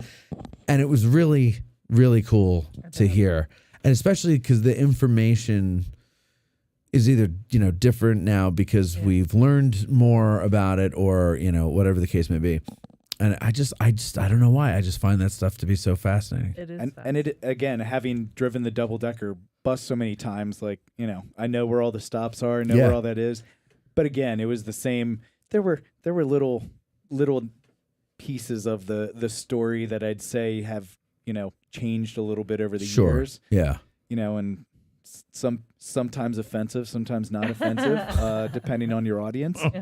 So, there's certain, I can't remember the lines now, but there's like the essence of certain lines that I can remember and have a visual of where we were on the battlefield when, they would be spoken in my ear almost every time. That's the other thing that was impressive. It's like the timing of it. I mean, traffic's not always the same speed. Right. And yet somehow it's close enough. Right. Yeah, I thought that was great. The key was your microphone could always stop whatever, the audio was. So if you know that the light's turning yellow and I can't talk about the railroad cut. Right. You just hold that microphone and you just wait until it's just dead air for a couple minutes and then you Ladies and gentlemen, if you look over to your left, you'll see a cannonball sticking out of the building. And then the light turns green. You're like, okay, thank you. And then you go back. Yeah, exactly right. I like that. So that was really clever. Now that and that makes sense too. But yeah, there was just something about that I loved. The narrator's voice, the clippity clop of the coconuts in the studio, and you can hear the echo of the room, but it's supposed to be outside. And I just, there was something so charming about that whole thing. So yeah, that would be cool to hear that again. Yeah. And on the reel-to-reel too, you actually have, do you have a reel-to-reel player or just the tapes? No, we'd have to find a reel-to-reel player. Chuck Yingling. Really? Yeah, Chuck has one. We got to get a hold of it. Father-in-law has one. See if we could borrow it. Okay. All right, Max. Oh, what is Felty Investments? That's just real estate company. So basically that owns the buildings.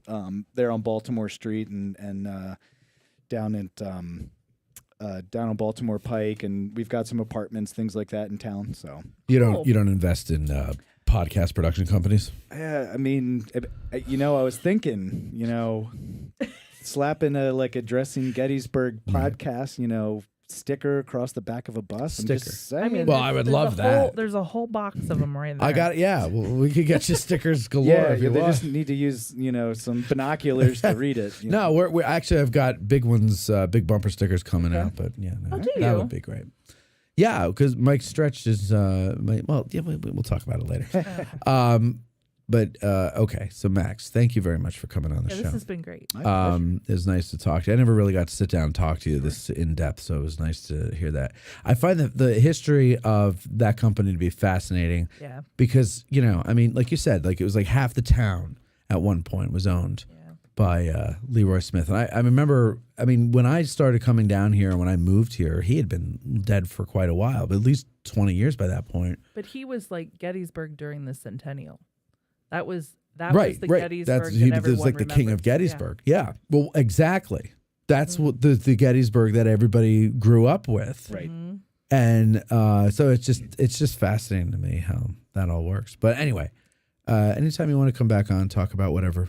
Yeah, anything that new happens. Yeah. No, absolutely. I will keep you posted. You guys are awesome. Keep doing what you're doing. Thanks, we will. And let us know when the Max opens. Yeah, we'll be the first ones there. All right, we'll be right back after these words, folks.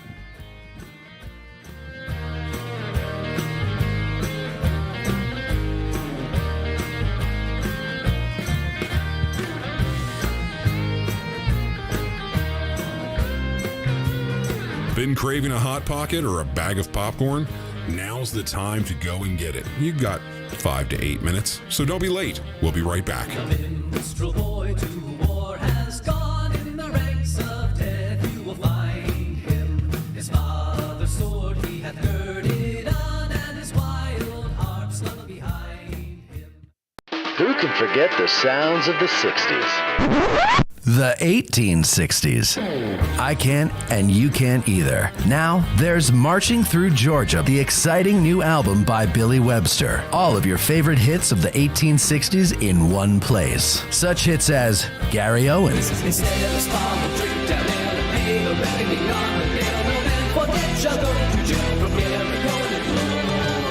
The Battle Hymn of the Republic,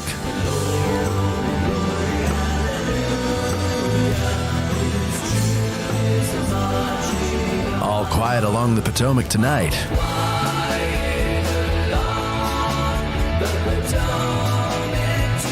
Marching Through Georgia, and much, much more. So what are you waiting for? Go to billysongs.com and order your digital download of Billy Webster's Marching Through Georgia today. That's billysongs.com.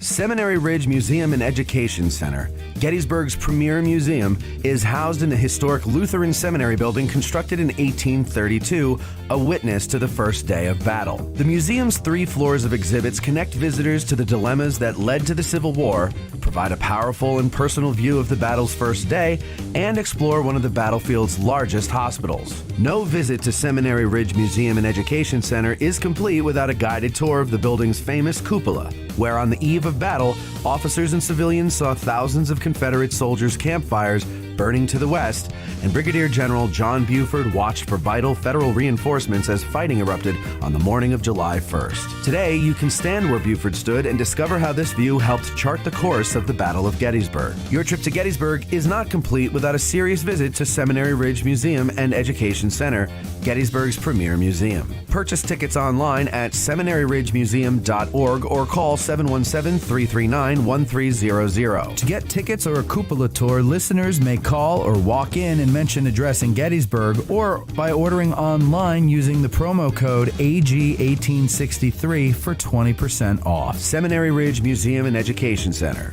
It began here. There's a devil to pay. If you're a lover of history, then go to trhistorical.com. There you'll find apparel, drinkware, decor, and more featuring a wide range of interests from the ancient world to the Cold War. Looking to make an impression with the perfect gift? Well, TR Historical now offers gift cards and a vintage wrapping service for a truly unique presentation. And our listeners will receive 10% off plus free shipping in the U.S. when you use promo code GBERG1863. So go to trhistorical.com, TR Historical, for the love of history. Think outside the bus and let family-owned Gettysburg Tours take you on a cycling journey across the picturesque and historic Gettysburg battlefield. There's no better way than by bicycle to gain a feel for the terrain of the battlefield. Slow enough to see it all, yet fast enough to do it all. Follow the route of Union troops entering the fray as you ride to the site of the first shots of this epic 3-day battle. Feel the drama as you put yourself in the position of a Confederate soldier just before he steps off to make Pickett's charge. Take a stand with the heroic Colonel Chamberlain on the slopes of Little Round Top, just before you view the fields of honor beneath you from its summit. All of our guides are officially licensed by the National Park Service. So don't get a sore neck trying to see out of your car, and saddle up with Gettysburg Tours for a 360-degree view of America's most important piece of real estate. Gettysburg Tours. Think outside the bus. Go to gettysburg.com or call 717-752-7752 to book a battlefield experience you will never forget. You've heard us promote various ways that you can help us keep the show going, but one way we haven't pushed too much is our sutlery at addressinggettysburg.com/shop. That's a shame because we have designs over there by talented artists like Ty DeWitt of 1863 Designs and Mike Stretch of the Heritage Depot. So now we're promoting it. Buying shirts, hoodies, mugs, and other items from our sutlery not only helps us keep the lights on, but it also helps guys like Ty and Mike, and it helps spread the word about the show every time you wear an item or you sip from your mug.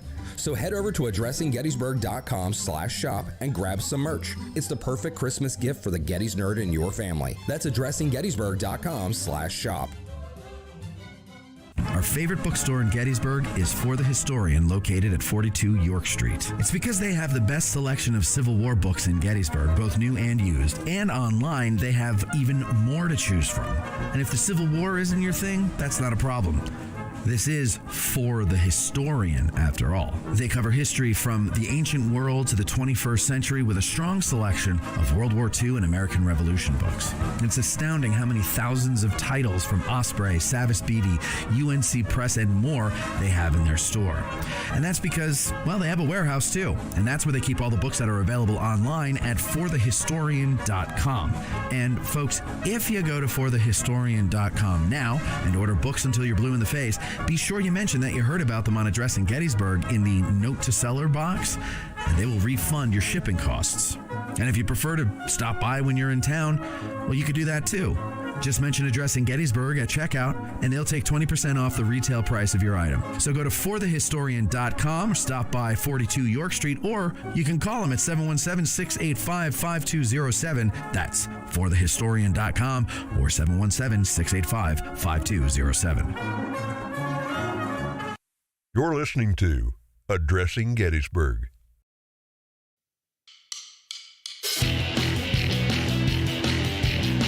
Was that a ghost? Nah, ghosts aren't real. You're back with Addressing Gettysburg today. Now here's Matt. All right.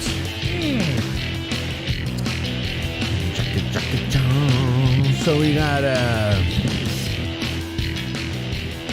sitting here in the studio with us is our new friend Jeremy McNair. Not McNair. A lot of people are like, whatever happened to McNair? McNair's around, folks. McNair's around, but he's not in the comments for some reason like he used to be. McNaird. So we'd have to come up with a McNaird. McNaird. You've been McNaird. You've been McNaird. To be McNaird. See, that was BB before Bethany. Yes, it was. You've been McNaird. It sounds like you have an excuse shuffler that just Right. comes up with this magic card as soon as you need it. Every time you lose one, you get a new one. Right. Okay, that's good, I guess, right? I'm not really sure what you're talking about there, Colby, but your fly's open. Just kidding. Just kidding. He's so We fun can to get play nutty. with. We can just get real nutty. Wild. I was in a weapons platoon. Now, Colby, your mic is on there if you want to talk to us now. It's open mic time, ladies and gentlemen. It's open mic time, of course, the favorite part of the show, everybody's favorite part of the show, where people talk and we talk about things. So, a couple of things here today. I didn't talk about March 16th show in the first segment, did I? No. So I canceled the March 16th show. Several reasons. One, mainly, is exhaustion. Second to that is I haven't really promoted it like I used to because I've been so swamped, and this is all good, with the winter lecture videos. They take about 4 days of my week, and 2 of those 4 days take 6 to 8 hours of that day, and I really don't have time to multitask. So, I haven't been focused on pushing that at all. And also, I realized that by the time I'm done with the lecture, so the last lecture is going to be the what is it, the second or the third, whatever I think, because we have that's the first Sunday is a makeup snow day, and we had another snow day, so I'm guessing it's going to be the first Sunday is going to be the last lecture. That means Monday and Tuesday I'm editing, so I'll be done with lecture stuff Wednesday, and then it's catch up on all the things that have piled up on my desk for the last 2 months. Mm-hmm. And then I would have like a week and a half to get ready for a live show, which is a big schlep, and I don't have a production team. You got to go to the gym. And then I got to start going back to the gym. And take a nap. And I got to take it. I would like to sleep at one point during that time. When I turn 60, I swear to God, I'm going to the gym. Okay, Cole. Whatever. Well, you can go whenever you want. Anyway, so there's a lot of things, and I said, you know what? Nah. And then also, I'm not saying anything yet. Of course, everybody in the room knows, but I'm not saying anything yet publicly because I want to wait until the ink is dry. But there's a couple of opportunities, big things, bigly things that have come my way, and if so, if they're going to happen, then I really don't have the time for that. Also, I had a Nobody got no time for that. That's exactly right. And I had a conversation with Billy Webster, the great Billy Webster, the man who does the music for this show and everything like that. Ain't nobody got time for that. Originally, we were going to do a concert on July 27th or something like that with Billy doing the album of songs that he did for this show. But again, and I called him the other day and I said, listen, Billy, I have failed us. I have not been pushing this. I have not been pushing the album as much where people know it and are like obsessed with it.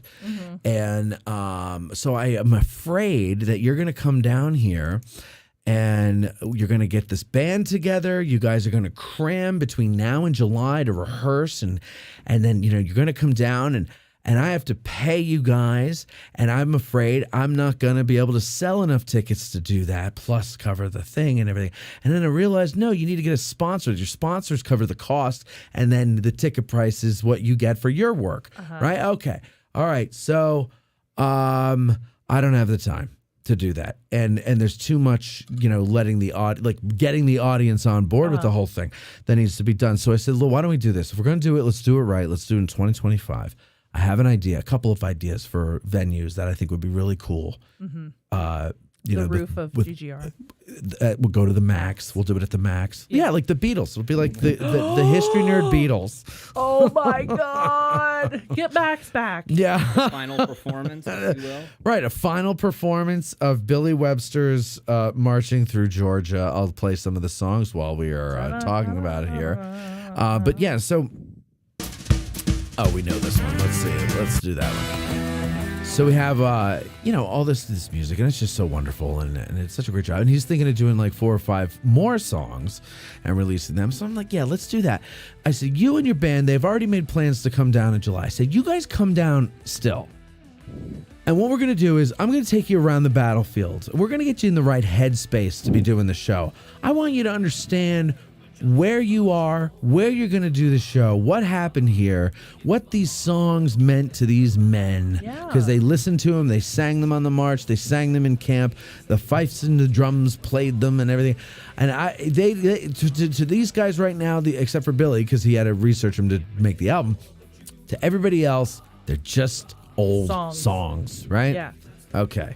This is my favorite. So he said, all right, you are the genius in charge and chief, and genius in chief, and so we will do this. I think you are right, and so that's what we're going to do. So we're going to work. So they're going to come down. We're going to do that, and then we're going to film some video to promote the songs. Love it. Now, Colby, what do you think? Should we do like an MTV style? Oh my God, yeah. Speaking of the video. Music video, or... Yawning as she's saying that. I know. Sorry, I am like dead. I don't know what my problem is. We all are. Or, Colby, should we do, have them do like an unplugged performance in a field somewhere? Well, since this is the first concert, I would say go full-fledged electric. No. The concert's going to be electric. I'm saying for the promotional video we're going to film a promotional video this. I wouldn't promote it with something that's not going to be there. Just like MTV style video. Yeah. That's not going to be cheesy. Nah. Dude, you can go back to the days of like TRL, Yeah, Total Request Live. Yeah. What if you just had soldiers and then they... Eventually, it's part of the song. How long is the promotional going to be? As long as the song. You gonna make a promotional as long as the song? That's the idea. And then I'll chop it up. I'd keep it short, sweet, and I'd use just the glory, glory, hallelujah part. Oh, I see what you're saying. Okay.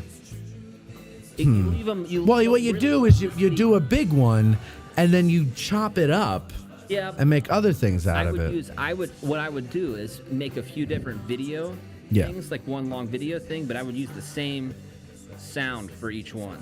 And I would use that glory, glory, hallelujah. Yeah. I do think this is a good one. It's not the Light My Fire, but it's like the break on through of the album.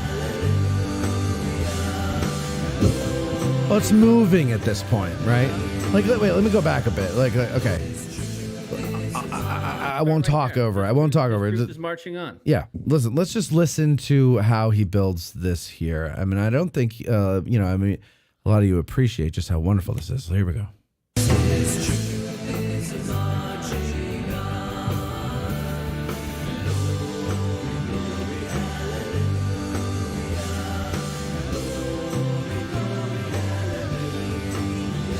It's the drums, Yeah. the cymbals. Because you could also be like, you could have some talking in it, or even just like words, like The Chamberlain thing. this date at this. Oh yeah. Come see this. July 3rd. And then it's it ends on a big glory hallelujah. Who's not going to show up? Right. For that? July 3rd, live from Little Round Top, Billy Webster. But you have to have the reverb. Yeah. Live. Right. July 3rd. Wait, let me get the right. Oh, forget it. July 3rd. A That's little more it. bass. A little more bass. July 3rd. I don't think you can with the reverb. Live from the Peace Light. I think Now It's you're making Billy it sound like a bar. Webster. The Peace Light nightclub. No more HBO fights. Like, are you ready to rumble? Like that voice. Are you ready for music? Yeah, dude, that's perfect. Live from Pickett's Charge. It's Billy Webster. The most sacred spots on the battlefield. We're gonna have these concerts. Live to the Devil's Den. Through the Valley of Death. Yeah. Well, anyway, so we're gonna do that for 2025, and that's that there. But a lot of interesting things coming up for the YouTube channel. If you this don't, is great. if you don't subscribe, if you haven't subscribed to the YouTube channel, by all means, go ahead and do. So you're gonna nap Somebody have soon? the window open. What is that? Is that you? I keep thinking it's me. No, it's him. Because every once in a while I'll finish at the same time as it, and I'm like, Yeah. What is that about? It's funny. Colby's twin brother is here. Yeah. I think it's all right here, right? Yeah. It's mostly here. Yeah. Well, you should just. You don't grow down here, or you can't, or you can't for work, or you can't Work, the fire department side. He physically can. He hasn't gone through puberty All yet. Marines can grow beards. Yeah. It's a prerequisite. Well, you should just do the mustache to see just how much you guys look alike. Taylor makes fun of me if I do I can do it's like stubble, like 5 o'clock shadow Yeah. and mustache, but if I go full clean shave mustache, she says I look like I make pizzas for a living. By the way, the more I'm around your wife, I love her. I do too. Taylor's the best. Yeah, she's hilarious. She's funny as hell. She's pretty cool, man. Now, both of you guys at the trivia were, you both had those big, what do they call them? Stanley Cup thermos things or whatever? Yetis. Mine was a Yeti. You had a Yeti full of vodka, right? That smells like ginger ale. That's my drink. Smelled like ginger ale. Yeah. Was it? And then Taylor had like a little coffee mug. It was wine. Hers is wine though. What kind of wine does she like? I'm red wine. She's a red wine. Any kind of red? Pretty much. Yeah. Usually, if we go out, this is the funniest part. Like most people that drink wine are like pretty like particular on what they like. Like, do you have this or this? She'll show up to the bar and be like, just pick a red, any red. I don't care. Whatever you guys have Yeah, open. she doesn't care. Yeah, the cheaper the better. So she's just a wino there. She Yeah. doesn't care if She's it's good or about it. not. Now, in their defense, Yes. there were a lot of other tables that had bottles of wine and multiples. of bottles of wine. I think my Yeti of vodka probably counted as multiple bottles of wine, though. That was a lot. I'm of vodka. just saying I didn't. And drink then, anything. did you see how much bourbon Matt poured into it after that was gone? No. Half of that thing was filled, man. I have to be honest with you. I don't think I finished it. I think I got about halfway through what you poured me, and I passed out at home. This is why I'm worried, because I went up to Jake and I'm like, do you have any pop? And he's like, pop? What? What? Because he thought I said pot. Oh. And he's like, no, dude. She was trying to get the party started, dude. He's like, no, dude. Like, what? Like, I'm like, soda. And he's like, oh, yeah. What do you want? Daggone soda pop. Actually, he that's thought I was gonna start smoking right there. Dragoon says, I think he's joking, but I think it's a good idea. He says Colby is going to convince Billy to cover the Marine Corps hymn. I think that'd be great. I'll suggest that to all him. 5. Yeah. All 5 verses? No, all 5 branches. I was gonna say I don't think there's 5 verses of the No. Marine Corps hymn. They barely came up with one. It took them forever to come up with that one. I didn't get a harumph out of that. That was for my Army friends. The ones that are always overcompensating. Yes. Oh. That was for my Marine friends. They don't even know when their birthday is. They don't. That was for my Navy friends. I wasn't in any of them, so I have to I make have these nothing jokes to on say. behalf of other people. Yeah, exactly. Yeah, they just literally. stirring the pot. You know, Why can't I hear? Put that to your mouth. What? There you go. Just don't breathe. Well, where did the pop filter go? I don't know. Oh man, Would you? Maria. Oh, I see it. Wait, are you hungry for a snack? There's crayons in the closet. That was for my Army friends. Mute his mic so he doesn't make. Oh, okay. I'm going to mute his mic. There we go. Okay. Thank you. Okay. Bethany is in there. She's doing what she does. There we go. Very good. Yeah, I think we're good now. Okay, good. Oh boy. And for all the Army friends out there, the only other military song that I actually know is the Ballad of the Green Berets. That's a good one. That's the only other From one the I know. hills But that's of not Tripoli. officially a Isn't that military song. That's the Navy, right? Are you serious? No, that's the Navy. Come on, That Bethany, was, you're I I joking. mean, That that's the Marines. That What? was. Oh, really? From the halls of Tripoli, or from That's the the Marine halls of Corps. Montezuma to the shores of Tripoli. That's the Marine Corps. That's what she was singing. Yeah, that's the Marine Corps. Oh, I'm sorry. I'm an idiot. Okay. The Navy is the they're YMCA. Well, then why would my friend be singing that? No, it's in the Navy. That's Yeah, In the Navy. Huh. That's interesting. What No, is I the think Navy Ballad- one? It's I think the Anchors Ballad of the Away? Green Berets. I think they sing that at their graduation. Yeah. I don't think they sing it every night in bed like they do in the Marine Corps, though. No. They Sitting sing there it. hugging your rifle, Yep. singing. Remember, you have to lay there, do the sit-ups, make you do crunches, and then Then they you gotta teach say you the a verse Rifleman's at a time. Creed. Yep. All kinds of stuff. You know, can't there just go to was bed. a thing in the This is chats my about rifle. how long There it are would many take like it, before but this Colby one is started mine. talking about the Marines. So they would make you'd have to sing that every night before bed? So it's different in every platoon. Like every Right. nightly routine is different. But like for me, we would get in the rack and they'd still have all the lights on, right? So everybody would be laying in the rack. And when you're out at the rifle range, you don't sleep with your rifle locked to your rack. At least when I went through, you slept with your rifle. And that's when it really got crazy, is out there. So you would lay in bed, and the first thing you do is you would say the Rifleman's Creed, which is, this is my rifle. There are many like it, but this one is mine. That whole thing. This is my rifle. This is my gun. This is for fighting. Not this that, is but for that's fun. during the day. That's when you're. That's okay. playing games. Oh, okay. And then after that, you would sing the first verse of the Marine Corps hymn. All right. And then you'd have to give an oorah for Chesty Puller. Of course. Good night, Chester. 3rd Battalion, 3rd Marine Infantry Regiment, 3-3. Rah. He's immortal, man. All right. Monday on Patreon, those of you who are patrons, Gettysburg Rebels, C.W. Hoffman with Tom McMillan. I believe it is the final of the Gettysburg Rebels from the book Gettysburg Rebels that Tom McMillan put out a couple of years ago, which is really interesting. And we recorded this.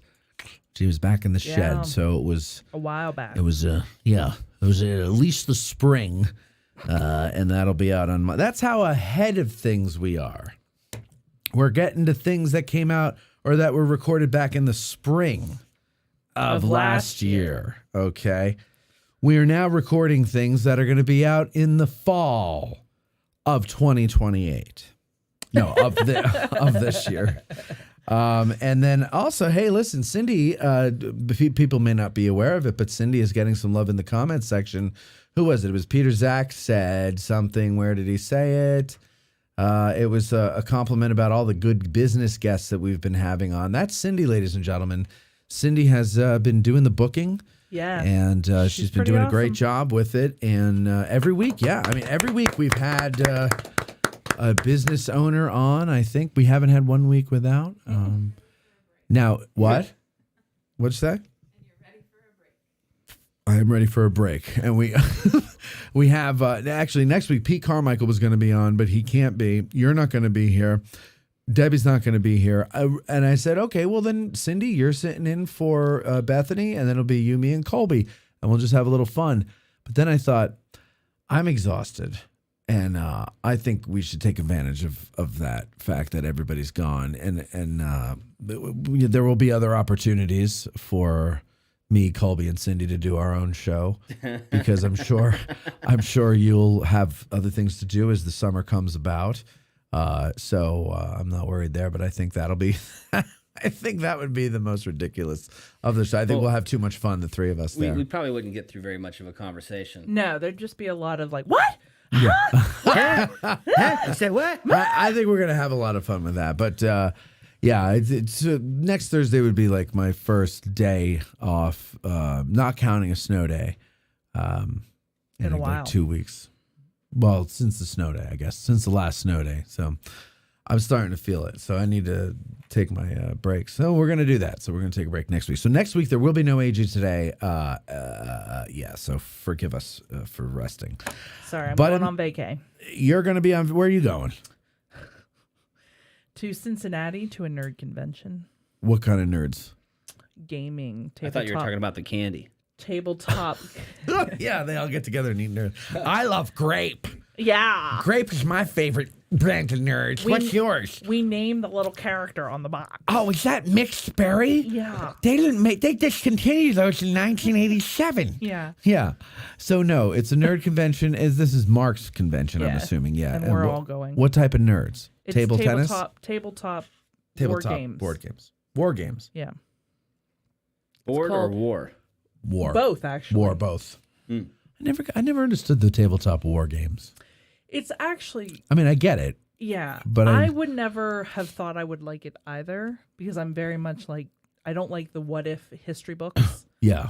But this is actually, you can I actually use some of them in the classroom when I was teaching, because you can kind of teach geography, you can kind of teach history through them. So you can't teach much tactics. It's more strategy. There are some tactical versions of it, I think, like, like move this guy here on the field and he does this. But I think the majority of those kind of games are like, you got to take over this railroad hub so that this happens. And then you have to take over this town because it's a big thoroughfare for supplies. You know what I mean? Like, right. I think that's the aspect that they actually... So at the high levels of the U.S. military, still to this day, it's computerized, obviously, but they do a version of those kind of games at a very high level. They war game things constantly. There's a civilian version of the game that they use. You can actually buy, and it is super, super in depth. Yeah. Now the miniatures, a company that kind of started war game miniatures was called Raupartha. The modern version of that company is now called Ironwind Metals, who my husband works for. The Zabawa. And they do miniatures. Yeah. That company sells miniatures all over the world, but their biggest sellers are the military. Zabawa? Really? They ship to Afghanistan and Iraq. And because they use them so that they know where everybody is? Or No. It's just for fun. It's like they enjoy playing war games and not Warcraft. Warhammer. Warhammer is the other one. Now they're not made by Ironwind, but it's a similar kind of concept. Do you does Mark Warhammer. Game with Little Wars TV? Does that sound familiar? Little Wars. Oh, Little Wars. He does. We do not go to that one. Miss Lisi says, why don't we ever see Colby? And the answer, actually, Matt Arliss says, Miss Lisi, he's not a pretty man. Great voice, though. So there's the answer to that. No, the answer to that is when we get a new computer, we will be seeing a lot more. Really? Oh, yes. Oh, Colby, you'll because- be a star. Yes, because the new computer is going to be able to take more than 3 cameras, and we'll have one in the back room because it's ridiculous that we haven't been able to see Colby. So we'll have an stop overhead picking your camera. nose. Are you gonna stick with PC or are you moving to Mac?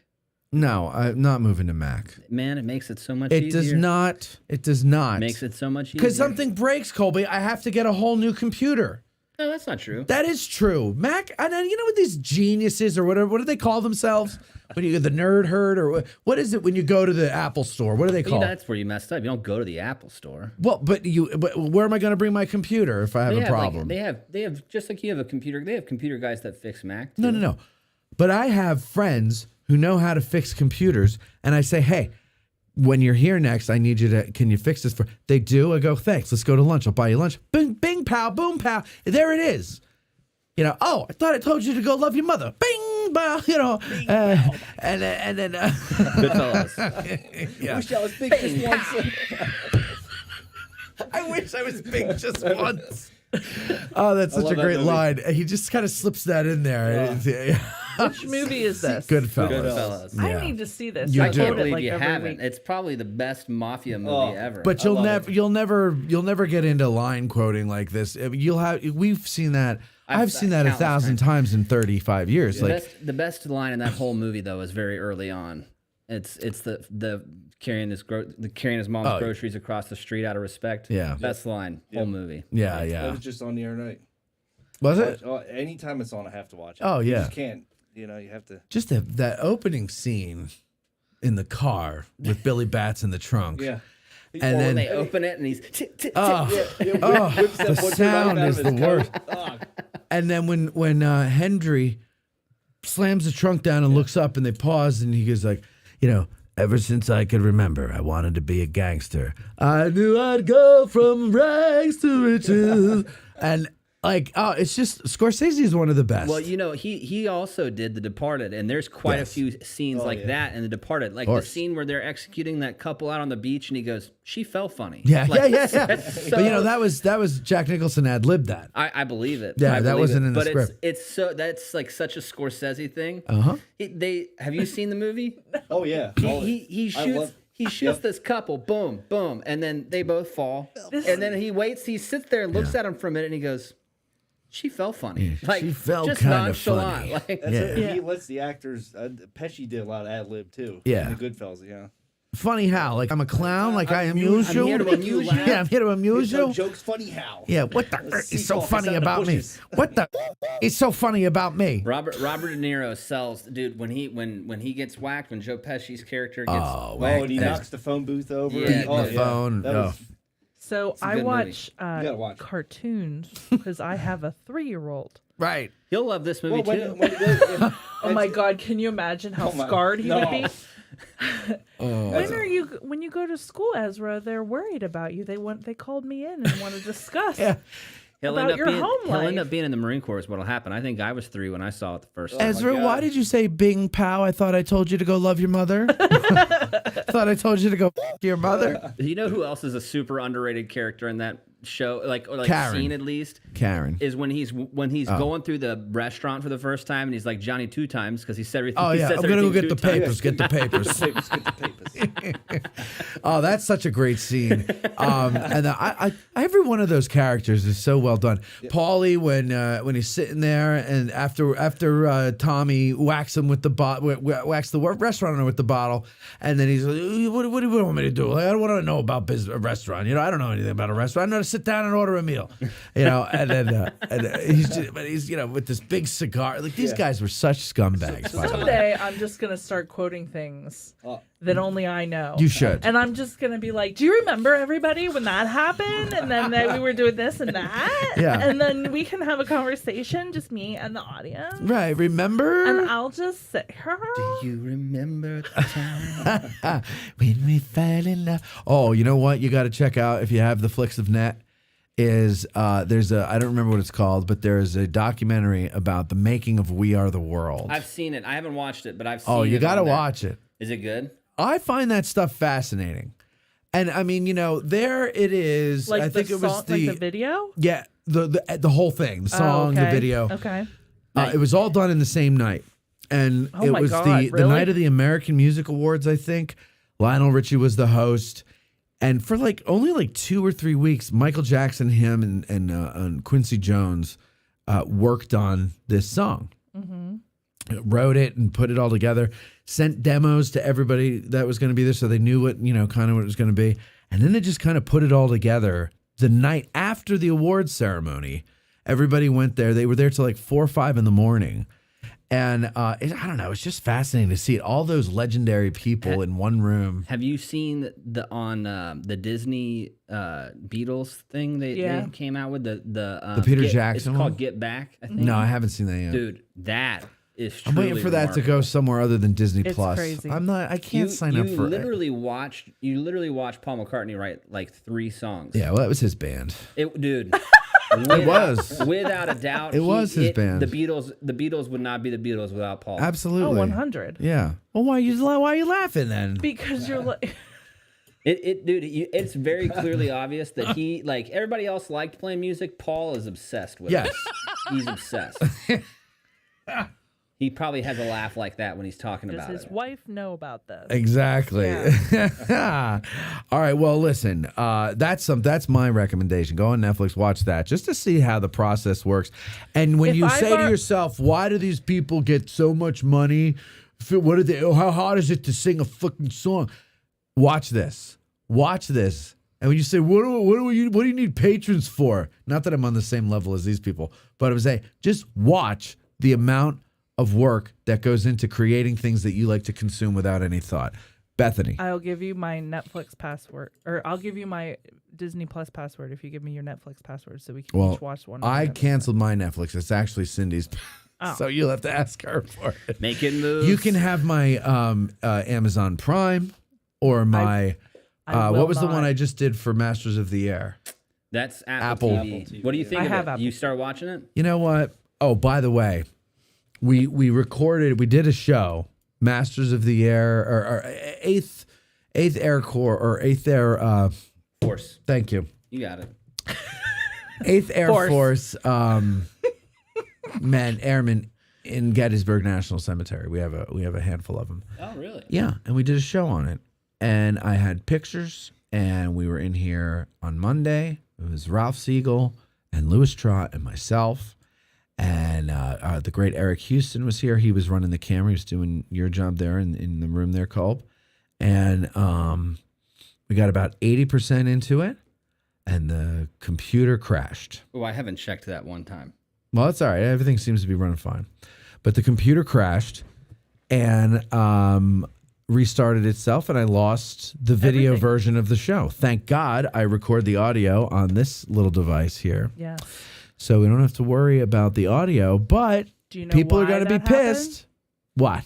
Because last week you talked about how that would go out, but the computer would save you. And so the computer went out just to prove a point. So, right. It's called Murphy's Law. It's called Matt's luck. Okay. So, unfortunately, there's going to be a Masters of the Air episode coming out next week, but there's no video version of it because computer died. The computer died. You didn't really answer my question. What was your question? No, I you know what, honestly, I think I'm ruined by Band of Brothers because nothing's coming close. The Pacific doesn't come close. This doesn't come close. How far did you get in the Pacific? Did you finish it? I finished it twice. Do you like the Eugene Sledge story though? Like that's the later episodes. That's like halfway through. It's not that. It's the shows themselves. It's not one group of guys. Forget the story. Forget that it actually happened. That's not even a thing I'm considering. I'm talking about watching a series, a film, or whatever it is, and they're just not grabbing me like Band of Brothers did. They had lightning in a bottle with Band of Brothers. They did. They certainly did. And one of the things that Band of Brothers has that neither one of these has is charismatic actors. Okay? Band of Brothers has charismatic actors from the beginning all the way to the end. Even David Schwimmer does I was a good I was job, just dude. last night. I was watching that scene. I think it was the Replacements episode when he comes back, and they're all Dude, like, "Oh you- shit!" And he's like, you salute the rank, not the No, man. no. That was later. That's later. That's at the end. This is when Malarkey and somebody else are go About the on the motorcycle. motorcycle. Thank Mhm. you. And I was watching closely how when David Schwimmer calls Malarkey over, and he goes, "Malarkey," and he comes over and he goes, "Sergeant Malarkey," you know. And he kind of just the way he's looking at him. I'm like, you know what, David Schwimmer. Now you got to think about this. At Friends. that time, David Schwimmer was Ross to everybody, Dude, right? 100%. And I remember when I first saw it, and I go, "How the hell are you getting Ross to be the you know the hard But hard? he What am I he trying to does say? it. Not hard He on. even does it in the first episode. That's what I'm saying. You forget it's Ross. And he so it just goes to show what a good actor. Now that 20-something years has passed, I can appreciate it even more because I haven't seen Friends in 25 years or whatever it's been, and I just see Captain Sobel, and I think Which is a character right there. all those guys are. But here's the thing, first of all, Masters of the Air. What I love about Masters of the Air is when they actually get into combat. Okay, It the does a minute good they job start of that. hitting flak, my butthole clenches. Dude, Okay, that's is a scary scary. ride, dude. That's a scary ride. Because you know what, you're in these airplanes. There's no anything to protect There's you. no armor. Yeah. There's Like- no armor. There's no insulation. They don't Like, even have there's medics, bro. Nothing. No, you get hit. It's like here, shove this in there. Don't freeze hopefully to we'll death. don't freeze to death. Hopefully we'll land. Yeah. And you'll make it. You know, I mean, those guys had to have balls of iron. The first time I can see going up. It's the second time, and I say this about any kind of combat that I read about. I understand the mindset of an 18-year-old young man, 20-year-old man, first time getting into something like that.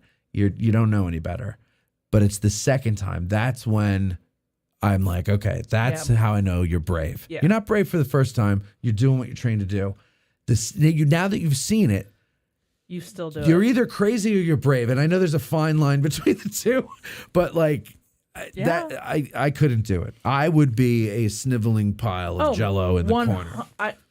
When I go on the battlefield now, You're a sniveling pile of Jello I in am. the corner. Yeah. But I'm looking at. I would have hid right there. That's a You know? nice rock. Yeah, that rock Yeah. right there. There's a crevice. That's where I would have. Right. Where would I have played dead? Yeah, a lot of people say that, but I think more often than not that wouldn't actually be the case. No. What do you think? Actually, No, I think I don't think would that would have be the found case. a way to be in like supply.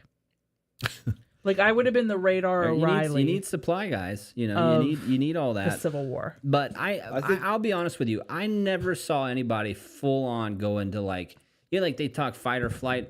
I never saw anybody go into flight mode. No, me neither, because you're there with your buddies. You can't let Right. each other down, and That's the thing it's all right. It can be really scary, but you also feel a great obligation to help. You know what I Yep. mean? And like, so I don't think. No, I agree with you, but my question is, how are those guys doing now? Like, I mean everybody handles stuff differently, man. Yeah. You know. See, I think most people, like you're saying, I think most people would find that they would stick it out and go through whatever the hell they have to go through to not let down their buddies. But then when it's all done, what is the fallout from that? Like, what do they have that? I can tell you, we've had a few. Like, I've had quite a few guys from my unit, commit suicide and all that. Like, that stuff is real. Yeah. For sure. I'm sure you have too. yeah, I've lost a couple guys since we've been out.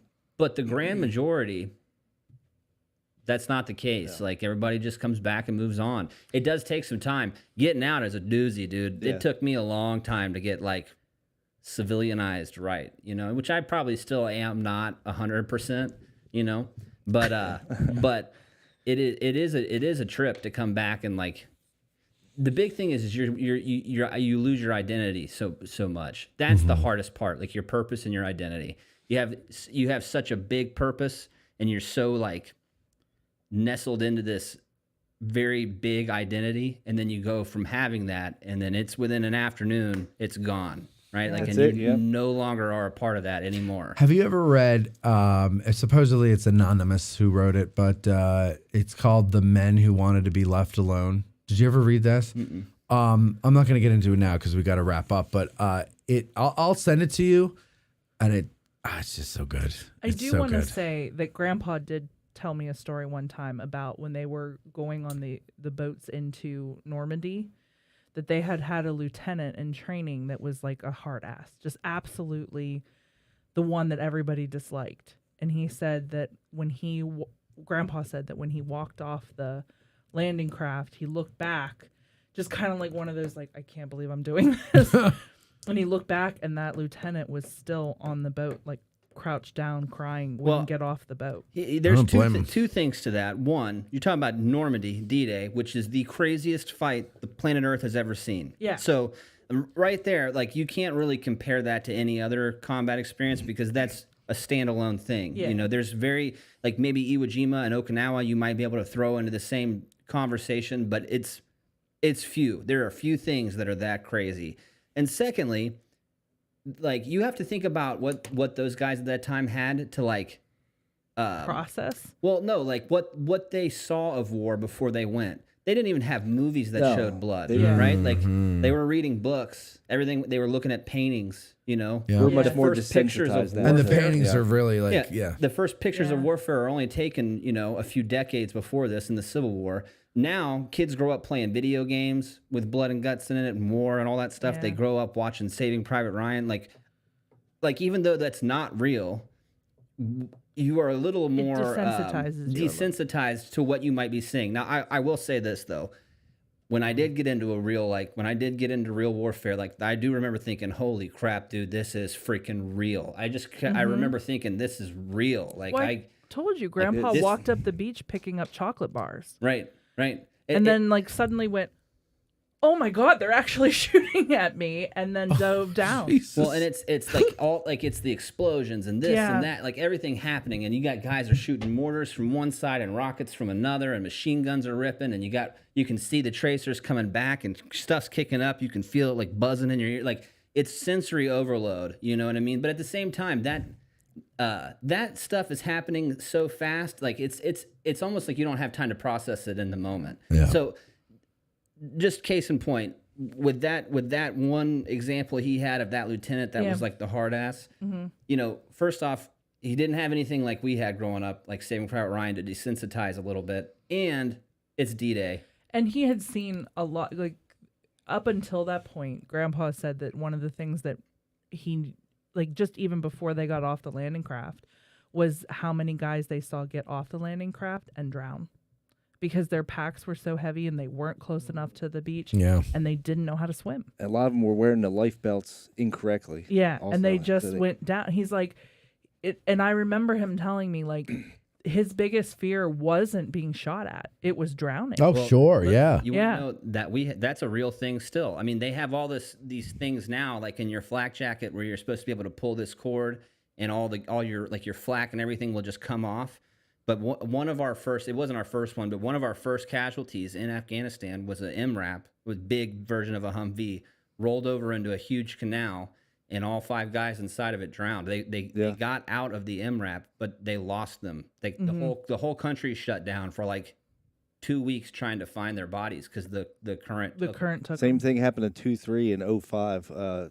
Humvee went over into the Pesh River, lost a guy, and they found him like miles down. Yeah, clogging up somebody. So that's a real thing. That still happens. Yeah. Our first casualty wasn't even combat related. It was a vehicle rollover. We lost our one of our corpsmen. His name was Swink, and he wasn't even supposed to be in the turret, which is a whole other thing. But a big freaking thing rolled over on top of him. Their So first things like that casualty was happen. somebody falling off the netting off of the ship. Oh. And drowning. Well, listen, you try to climb, like, climbing those things in your gear 1 is kind of crazy to begin with. The Marine Corps does that a lot, like in their obstacle courses. But think about how much a ship is moving. Yeah. And you're trying to, like, come. Oh, yeah. No, it's totally it's different. amazing. We fast roped off of the CH-46s onto the lower part of a ship the one time, and just the fact that it was Did moving. come up and meet you. Yeah, dude, I was more comfortable doing it for real flying than on that ship. doing that. And Yeah. Did you do the helo dunker training? I did do that. I liked that though. I Oh, like. no. They have these mock like. I didn't like. Hawk, I don't like it. I don't like it. I don't like water. They have these mock like Blackhawks, and they flip over and drop, boom, into a big pool of water, and you have to sit. You're like upside down in your seatbelt, wearing all your gear, and you have to get your seatbelt off, dump your gear, and swim out. Kind of freaks you out a little bit. Yeah, kind of. A freaks you little out just bit? Well, like hearing you're that. sitting there, and all of a sudden it's just filling up with water. And I'm like, oh my god, oh my god, oh my god, oh my god. And then they start to roll you over.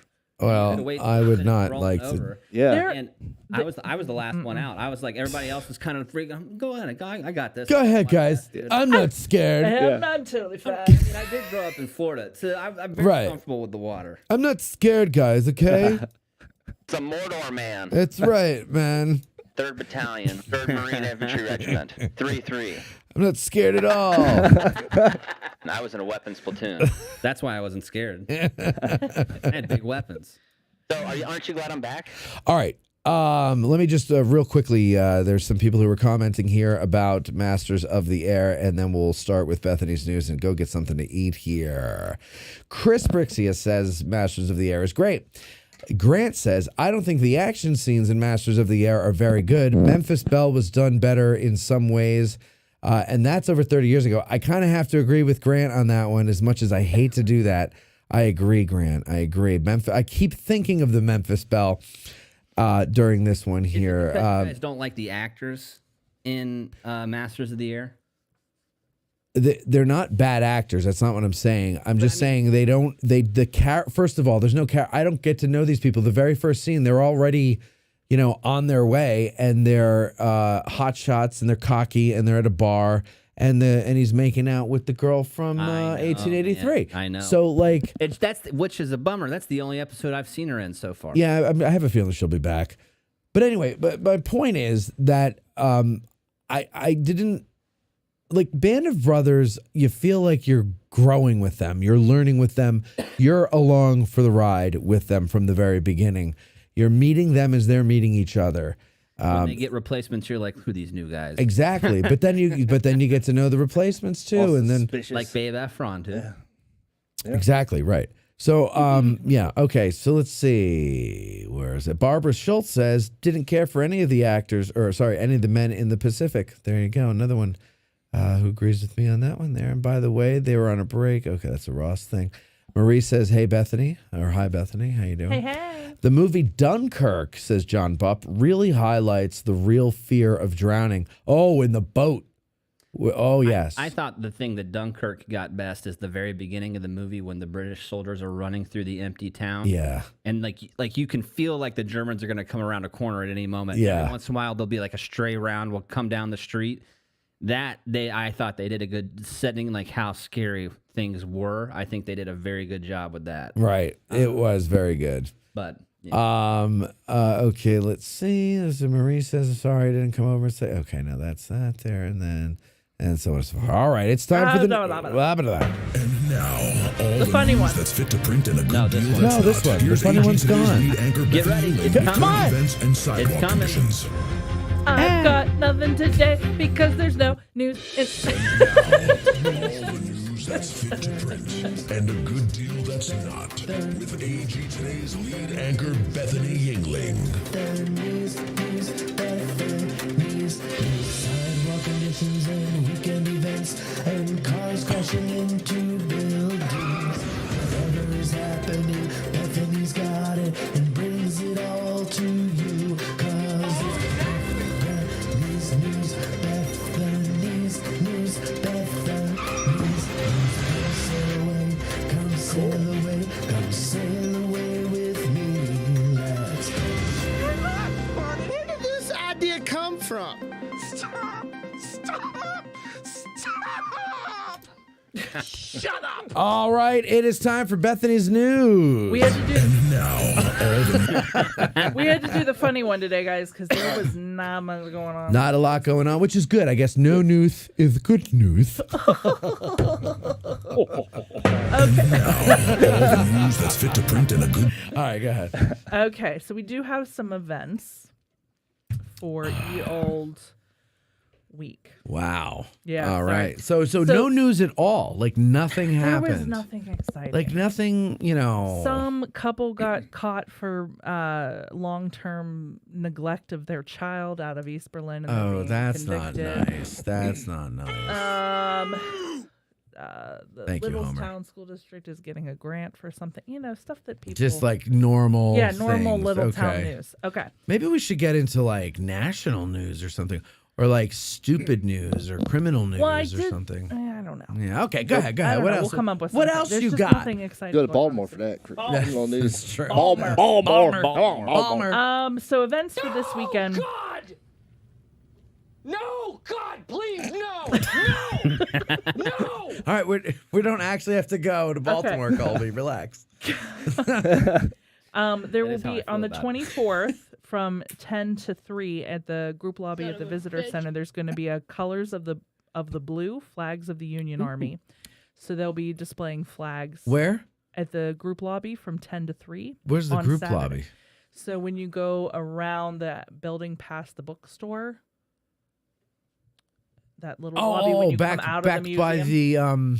the Ford where- room. Back by the Ford room. Yes. Okay. Yes. Yeah, Got they it. call those I didn't know group- that was called the group lobby. Well, it used to be that when group buses would come in, they would come in that little kiosk I remember that, there yeah. and come in there. But since COVID, things have kind of changed, and now they come through the front And they door can't change because- back. Well, security. Now we check bags and stuff. Oh, that's right. We do. Yeah. You know, it's funny. What's the kid's name? The security guard. Austin. Austin is his name, Cindy. Please don't let me forget it again.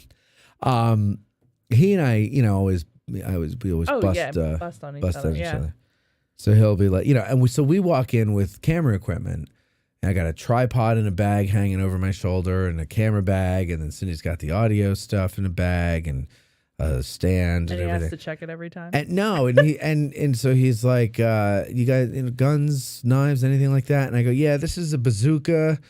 These are the rounds in here, like and every time it's a bunch of weaponry that I tell him that I have in there, and I just keep on walking, and I always worry that somebody will hear that And actually yell at think you. like, oh my God, there's a bazooka, and then He's a big Harry Potter fan. Bazooka. I think you could think of a more believable weapon. A grenade launcher. I've got an atomic bomb. What? That's more believable than a bazooka? It's the same ballpark. I feel like. How long is a bazooka? I mean, it's too long to fit into a backpack. It's too long to fit It's into not a in a tripod. backpack. Like, what are we talking? Like 3 feet, 4 feet? Honestly, it's probably 5 feet long, 5 6 feet so long. it's almost as long as a yeah, okay, it wouldn't fit in a.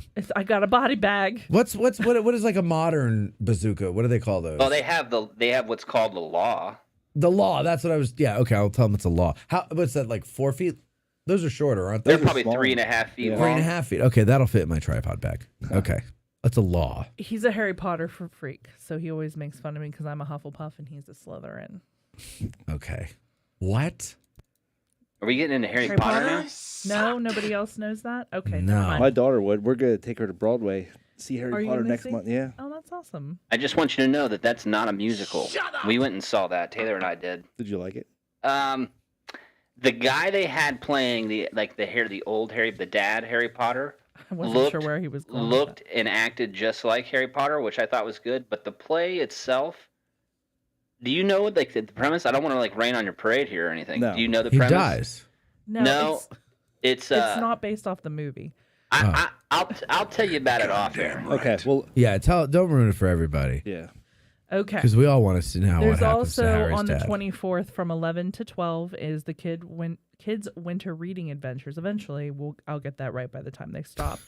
By summer. Yeah, and in the books. Oh, Jesus, Mary Mother. The book this week is "I Am John Lewis" by Brad Meltzer. Oh, Brad Meltzer. Remember his show? He had a show on TV that was pretty cool. It was the kids in the museum. No. What? No. He does the artwork for the museum show. You're on- thinking of Brian Setzer, and he had an No. orchestra. No. Brad Meltzer had, what was the name of the show he had on the, nobody can Google this. We've got, okay, let me, go ahead. You go, I'll Google What's it. the name of the museum show? Brad Meltzer. I'll do it. Look up. There's a museum show on PBS Okay. Oh, well, maybe, but I don't know about that. Okay. Also, we have the winter lecture series starting at 1:30, both Saturday and Sunday. Saturday's topic on the 24th is Harriet Tubman in Her Own Words by living historian and performer Janice Curtis Green, and co-sponsored by the Lincoln Cemetery. Decoded. That was the show. Brad Meltzer's Decoded. Look up the Children's Museum one, because it was really good, actually. All right. Keep going. On Sunday, 1:30, the topic is I Dread the Thought of the Place, a conversation on the craft of history with D. Scott Hartwig. Now, this is going to be interesting because both of these are going to be 2-camera shoots for me. Mm-hmm. Xavier Riddle? Costing me Xavier a fortune. Riddle, yes. What? They're going to be 2-camera shoots for me. And the Harriet Tubman one, I don't know how she's going to do this. So I'm very I'm curious. assuming she'll be walking around quite a bit. She is. And so I said to Mark, Mark, should we both be on the floor? Should we have one on the floor, one up top, 2 up top? What? He thinks one on the floor, one up top. I go, all right. I don't know. And have you filmed up top before? Uh-huh. Oh. It's not. I would think the lighting would be really bad filming up there. No, it doesn't matter what the light is where the camera is. It matters what the light is on the subject. No, but I mean coming through. Oh, no. Coming through the space? No. Oh. Clearly, you've been watching the lectures. Thank you for your support. No. I listen because I'm usually doing the dishes. I'm guessing. I guess no one's coming. What's that from? Robin Hood Men in Tights. Oh. Okay. Let's pick the most obscure line from that entire movie. Loxley and Bigel. Who can... Abe Lincoln. Did you say Abe Lincoln? I said, no, man. Hey, Abe Lincoln. What are you doing up there? I'm guessing. I guess no one's coming. Only Melvin Brooks could come up with something so absurd. He's so fantastic. His name is Blinken. And he's blind. And Dave Chappelle goes, hey, Blinken. And he goes, Hey, Lincoln. like hundreds of years before Abe Lincoln was even a twinkle in his daddy's eye. Oh, God, Mel Brooks. When he goes, the country is over. I know. Anyway. I was for sure that when we lost Betty White, he would be like the next one. Yeah. I was like, 'cause that's he's the gotta only be- thing that can happen because the world is awful. You guys know Betty White drove trucks for the Army in World War II. Yes. Yeah. And Queen Elizabeth was in the motor pool. What does that mean? She was Sounds a like me- a dirty she was a innuendo. mechanic. She was a mechanic in the motor pool. Well, I don't know. I only pay attention to American Warriors, you know. Oh, Jesus, Mary. Well, they were Okay. they're our cousins over there. Yeah. So also this weekend is the annual symposium for the Seminary Ridge Museum. And in the wake of Gettysburg Retreat and Aftermath, that's on February 24th. Uh-huh. You can still register, but for the virtual version. What's that about? Who's doing that? So their annual symposium is going to be from 8 to 5 on Saturday the 24th, and they have a panel of speakers. They have Jim Right? That was timed so perfectly. I almost flipped you off. No, on go ahead. camera. It's fine. You can flip me off. Go ahead. Who else? Jim who? Stuart Dempsey. Right. Stu Dempsey. Yeah. Pete I got You got me. All right. Go ahead. We'll just do it for real. Just start from the beginning and read them all and give them their respect. Get your finger off the button. Oh, no. It's the slider here. No, you're not. Get your finger off Okay, the button. fine. That's what she said. Jim Hessler, Stuart Dempsey, Okay. Eric Lindblade, Jody Wilson, Pete Maley, and Cody. Okay. Cody, I love you. No, it's Jim and Eric, of course, from the Battle of Gettysburg. By the way, did you watch Matt Atkinson's lecture from last week? And did you see the love that I gave Jim Hessler in the very beginning? I haven't listened to that one yet. It's okay. Well, Well, you should watch it next time. I'm watching it with Cindy. Son of a bitch. You're watching the lecture with Cindy? Yeah, she doesn't know yet, but we're watching it together. Oh, Cindy, you must be so excited. Wow. For a third time. No wonder you can't wait to hang out with her. What's gonna happen is For the third time. we're gonna sit and we're gonna do shots whenever he says certain things. Yeah. Like, That's tell you what, right. that right there. I'll tell Yeah. you. A burr. You do that? Huh? I'll play that game Will with you you. play that game? Hey, when's this party? I want to come. Yes. I will play that game, but no. Remember, I don't drink, and I've never been drunk before. No. So if Well, I'm we're drink- going to remedy that. It's going to take 2 shots. We're all gonna drink right there. right there. Right there. I'm going to have a drink right there. Yeah. Right there. Right there. Right there. yeah. Devil's Den. Devil's Den. Oh, you did that well. That was good. Yeah. I like the way he says cold beer. Cold beer. Old bear right there. Cold beer. Cold beer right there. Right there. Hey. Hi. All right, go ahead. That's literally all that's happening. Any hooser. Continue, please. But you can still go to that symposium. Yeah. But only the virtual version. I Right. did say that. The in-person is sold out. So if you want to register, just go to the Seminary Ridge website, and it's so easy. I want to Caveman go to the could do it. virtual version. Click. You should have said it's so easy a caveman could do it. It's so easy. To fall in love. Colby can do it. Oh, snap, yo. Colby, what do you got now? What are you going to do? What are you going to do? I kinda You're going like to it. take that? You're going to take that from her? Huh? I'm going to take it like it's a hot lunch, man. Just ready No, for it. you're supposed to be, never mind. You missed it. You're supposed to be like what are you doing? It's a joke. We're joking around. Some kind of sick maniac. Sick maniac over there. You're gonna dig the hole. You're going to dig the You're hole. gonna dig I the got hole. no more line. You're going to dig the hole. You're digging it. All right, No, I'll dig the hole. I never dug a hole before. Well, where are the shovels? No, I thought you said you're okay, Spider. I am okay, Spider. You're not okay. You stuttering. I'm gonna prick. watch this movie. I'm gonna watch this movie, and I I'm love gonna it. be like so disappointed because it's not gonna You be are. that funny. No, you're You not. are. You're not. You're not going to be disappointed. she when will they be. show up to Joe Pesci's mom's house. Yo, that's After a that? great scene. Oh, I love it. Come in, man. What are you? So, I never see you. Why are you so skinny? Come in here. You got to Right. eat? You hungry? Love that. They I'd say- finish carrying a body. And the knife. Oh, hey, we gotta take this. Can Yeah. we take this with us? We gotta get the hoof. The hoof. The hoof. Paul, the hoof. The hoof. Got stuck in the grill there. The hoof. Oh, it is such a. The paw. The paw. Guys. The paw, yeah, hoof. we call it. The hoof. I'm so sorry. All right, where are we going to eat? I really am. That is the big question, ladies and gentlemen. Where are we going to eat tonight? Now, we don't have many choices. All right, you bitches up for some food? You bitches up for food? We don't have many choices because it's 8 p.m. 8 p.m. So, do we go to Zuma's. Want to Zuma? Let's start in the back of the room there. Cindy, go ahead. You go first. I just had Mexican for lunch. I prefer not to. You had Mexican for lunch, so you prefer no Mexican. Is that right? Okay. Colby?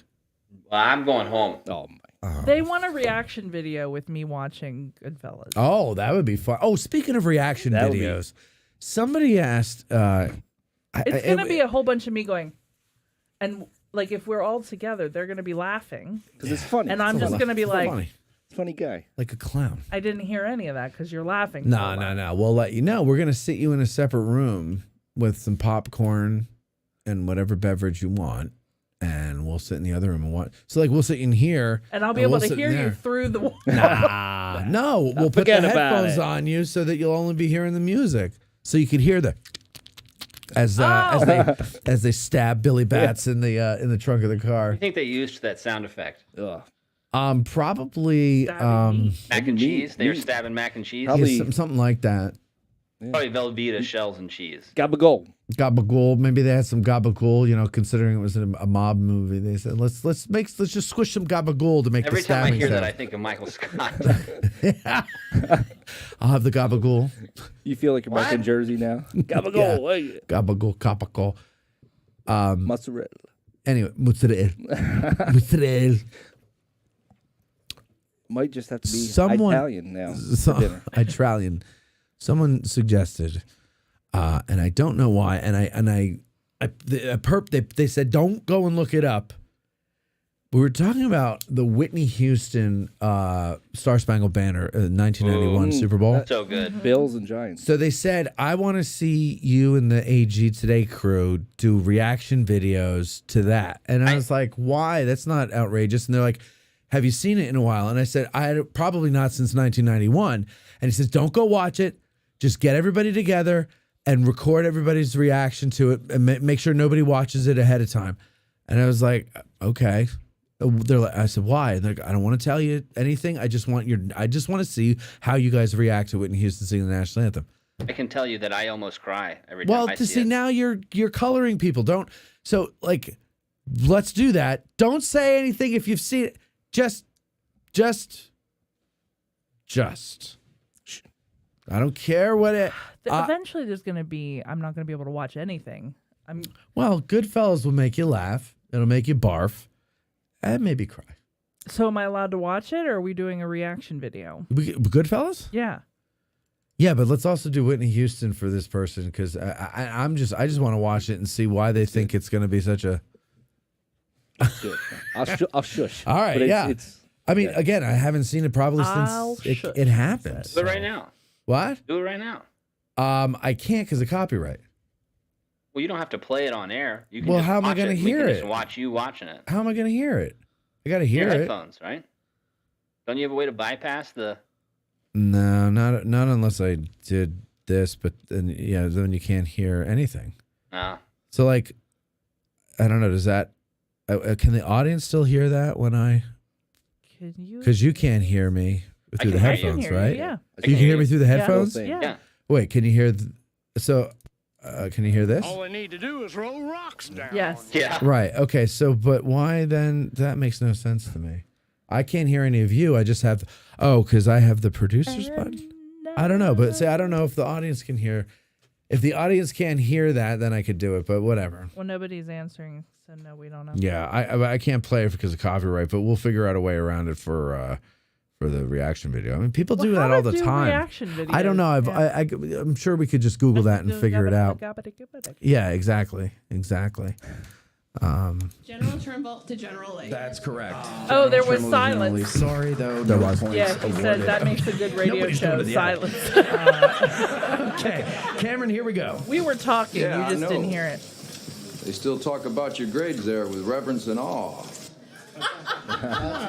That's General Longstreet to the British Observer. Oh my God, he was talking to pedigree. Oh my God! Who's supposed to know this in your sleep? Come on. Who's booing? That's what I want to know. Okay, go ahead, Barbara. You want to? He's getting booed. Get that guy out of here. No, that was Homer. Anyway, I guess it's time to go. We're going to go somewhere to eat. There's not many places to do it that are open past 9 o'clock anymore. We should just bring our own lunches and sit somewhere random at this point. You know what we could do? Go to your house? I think that's We could go great. to our house and eat dog food. Some more of those chips. we could if we wanted to, like, you know, because sometimes like you guys are coming right from work to get here at 5:30, and sometimes it's like right up to the last minute, you know. I mean, I don't know. We'd have to talk about this, but if you wanted to start at 6, I'll buy dinner.